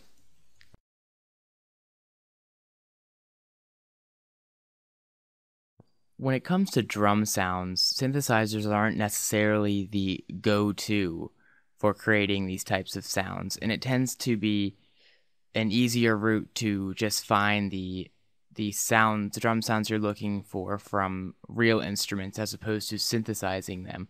However, in many cases, it could be easier to synthesize certain percussion instruments, or maybe add more spice to your clap or snare, or your sizzle to your hi-hat, or even punch to your kick drum. And so I'm going to briefly go over some of the different drum elements you can create in Massive and how you would go about doing that. And the first of which is the kick drum.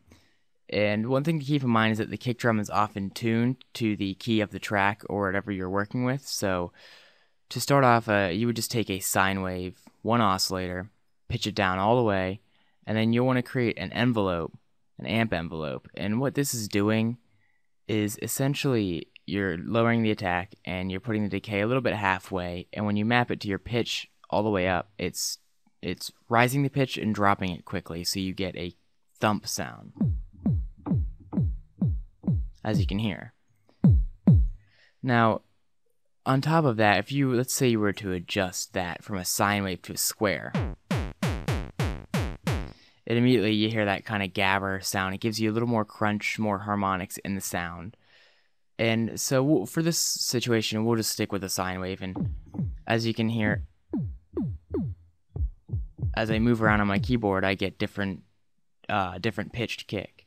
Now you can change the high end of the kick by adjusting the high pass just slightly, but more so with the low pass you can layer up your kick so you have a heavy low end, or you want more click, then you can cut out the high end. And another thing to keep in mind when working with the kick is the EQ. Boosting certain parts of the kick can be very helpful when working in massive, especially with the EQ, because when you use it right, you can hear how that click goes away with the boost. So it's just a matter of tweaking these just right. Now, if you were to add bit crushing, it sort of turns it into that saw square sound again. And so it's important to stick with the sine when you're working with the kick drum. Now, what we'll get into later is how you can use this same exact method, but adding distortion and just tweaking the pitch and stuff to get percussion instruments such as toms and other blips and plops and minimal stuff. And that's what we'll be looking at more in depth that has to do with the kick drum. So that's basically it as far as the kick drum when it comes to synthesis. And it's important to understand how a kick is formed and what it is actually happening to understand how you can make it and how you can use them more effectively in your productions.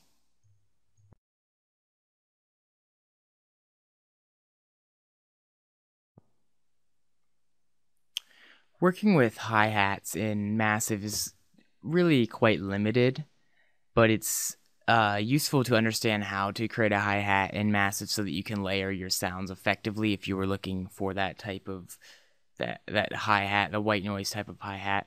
So essentially all that a hat would be in massive is a white noise, and then what I've done here is adjusted the color and mapped the key tracking to the color so that the higher up on the keyboard you press, the more color is in your sound. It's kind of hard to hear it, but it's very subtle, but it is there. And then this envelope is doing to the volume is basically when you hit a note, it's taking a brief second, but it's closing the amp so that it's just a brief second of the hit. And then if you were to bit crush, you can get more, you can kind of get more of a tighter sound. Just as high passing is really where it's going to shine. High passing is going to do most of your work when it comes to a hi-hat. And you can hear as I move the high pass, the cutoff on the high pass, your sound changes drastically to just almost a little tap to a very strong type of hat. Now let's say we wanted to, we kind of wanted a tail on that. We could add a reverb and turn the size up, the color up, and the density up. See, it's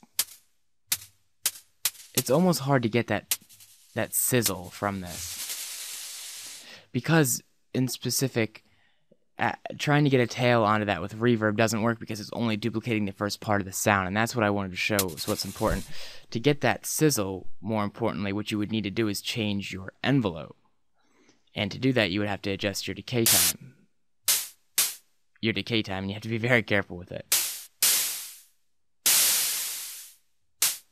You could hear it's very similar to a white noise sound, because that's basically all it is. Now you could adjust it and put in bright noise.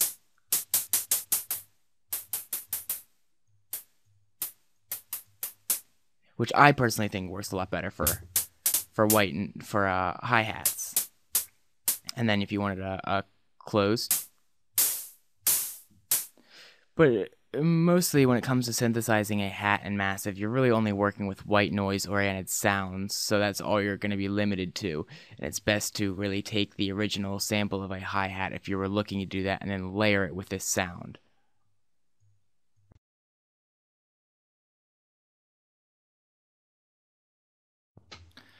The clap is one of my personal favorite drum sounds that you can create in massive, and mainly because, while it doesn't exactly sound like a clap, it's great to layer these up in your productions and add that extra layer of almost depth that you need to fill out your drums. And so essentially, to create a clap in massive, all you need is just the white noise, and then you would put an envelope on it which opens the amp, the volume, and closes it, which kind of gives it that hit type of sound. And as we go further up on the keyboard, the reason for that is that this high pass is adjusted by the key tracking, which is where you're pressing on your keyboard. So, as you can hear, we kind of have somewhat of a tail, and that's because I've added reverb, and I like to do that when I layer claps that are synthesized. So let's turn our reverb down, and we just have a very simple white noise clap. It's very similar to the hi-hat, but in the sense that there's more punch, and the initial punch is bigger. So by adjusting this verb amount just very subtly, and then adjusting the second verb, that's where you really get your tail. And now the fizzle, which I've mapped to the size of the reverb, is what gives it that sizzle element, and it's also mapped at the same time to the bit crusher, which, as you add more bit crushing, it creates more of a sizzling, fizzing type effect on the clap, which I'll show you.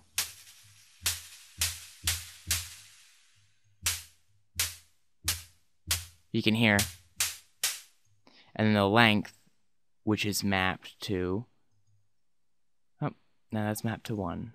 And that's mapped to the decay, which we saw with the pluck in earlier sections.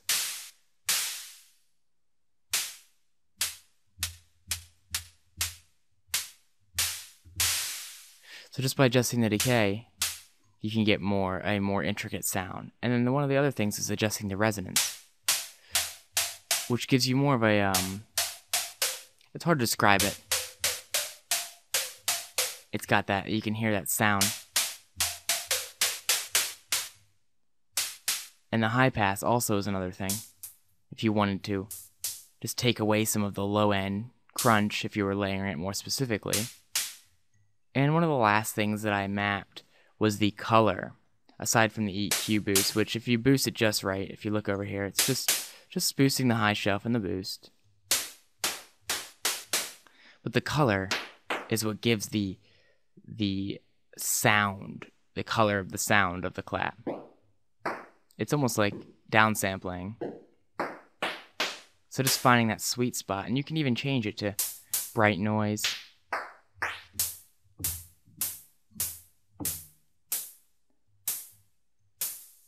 So it's just a matter of tweaking these, and I've set this preset up, and you can it's included, and just tweaking it, you can really get to understand the way a clap is formed, and how if you just listen to the sound in real life, it's quite simple to synthesize it and understand the dynamics of a clap sound.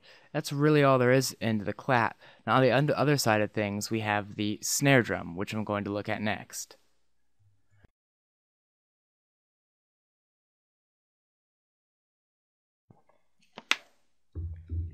The snare is also similar to the clap in that it's formed in the same way as far as these effects go, but it differs in that you would add a waveform with a very subtle pitch envelope.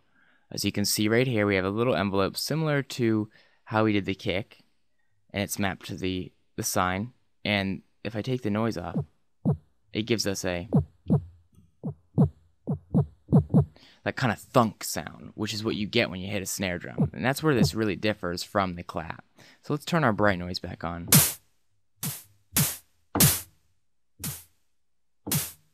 And you can hear it. You can hear how, as you change the sample and hold, which is lo-fi,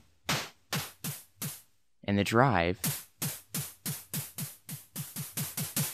it puts more emphasis on the thunk of the sound. Just as the notch, adjusting the notch, this notch filter kind of gives it so that you can adjust the intensity of that thunk on the snare drum. Just as the noise color, which I mapped for the clap, it's like downsampling and how bright you want your snare drum to be. And what this adjusts is the volume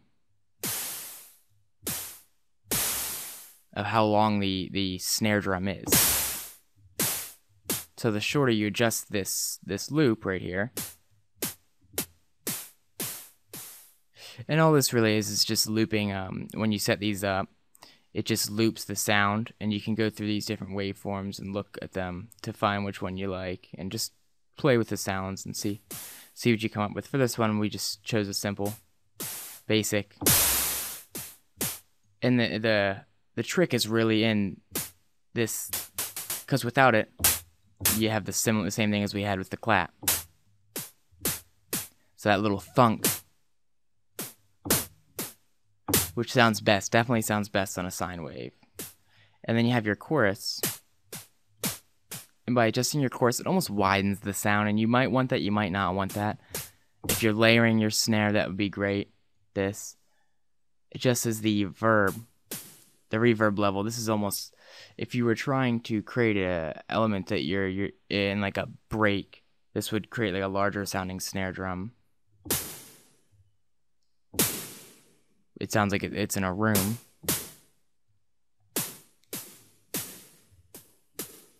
And then, last but not least, is the morph, which is how much this morphs between one waveform, and that waveform. So, by adjusting it,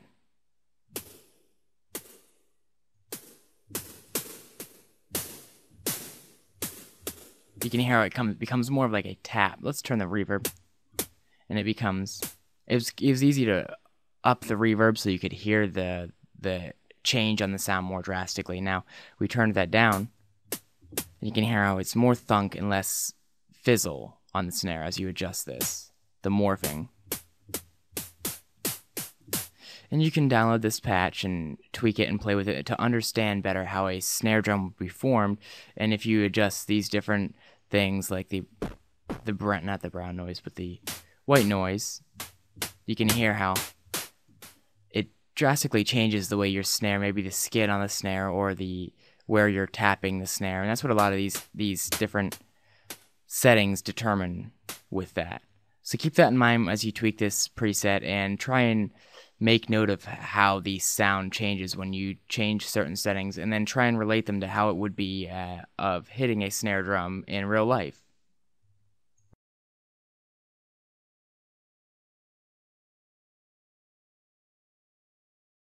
The last section of drums I wanted to explore is how you can, as I explained earlier, this similar automation from a kick drum can be used to create a tom, which it can also be tweaked to work as a bass as well. So looking at that, I've created a tom preset here. And basically what this is just the same thing as a kick, just a little less drastic on the pitch. There's two oscillators, and both of them have a very small envelope like that, short decay, note level all the way down. And they're also modulating the intensity on the sound. I also took the time to set this to formant, the sine to formant. And what that does is, it really doesn't make too much of a difference, but it just kind of gave it more of a punch to the sound. And by adjusting these, I took the time to map a few macros, and by adjusting these, you can see that what edge does is it adds onto the drive with the classic tube. And it's almost it's like refers to edge as in like where you're hitting it on the tom. Like maybe you're hitting on the far end or in the very center, and it's giving it that kind of bouncy sound. Whereas if you're hitting it more rounded, you're getting that just a cleaner thunk sound. Now the crack that I've mapped, it has to do that what this does side chains it to the envelope. So as we adjust it, you can hear it's adjusting how much the pitch envelope affects the sound. And as I adjust it up, you can hear that. And if you're ever wondering what these arrows do, that's how it works. Now the last thing I mapped was the hum, and the hum adjusts the wavetable position on this. And you'll hear as I adjust that. It might be the skin that the tom's made out of, or the quality of the tom, what you're striking the tom with.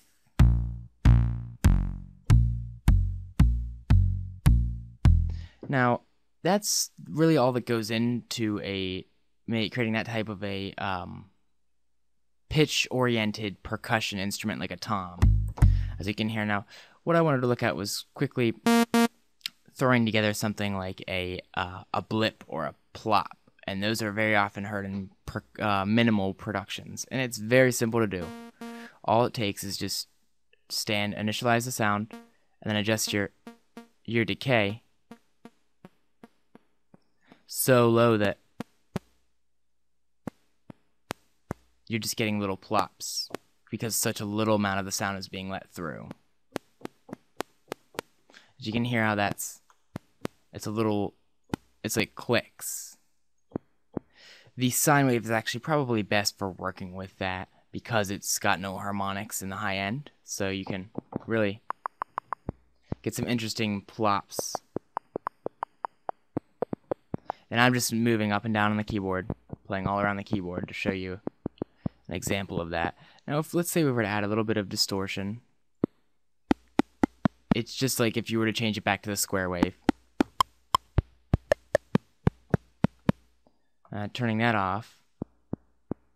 And then if you were to pitch this, it's just the same as moving it up and down on the keyboard again.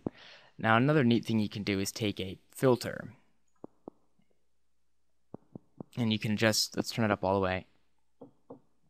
And that's just the same thing as where you're pressing on the pitch. So it's really, when you're working with these plops, there's several ways to go about it, and I've just showed you a couple of these. You could even take a filter and map a very short type of envelope onto it to create that plopping sound. But as far as percussion is, you can add different distortions, adjust like that.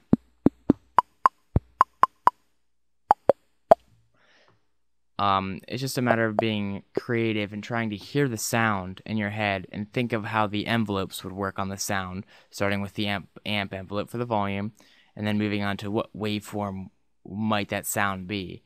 And that's really what this whole course has tried to give you an overview of, is just hearing sounds and trying to think of how they would look in this as far as amp envelopes and waveforms and whatnot. And really the only way to do that is through practice.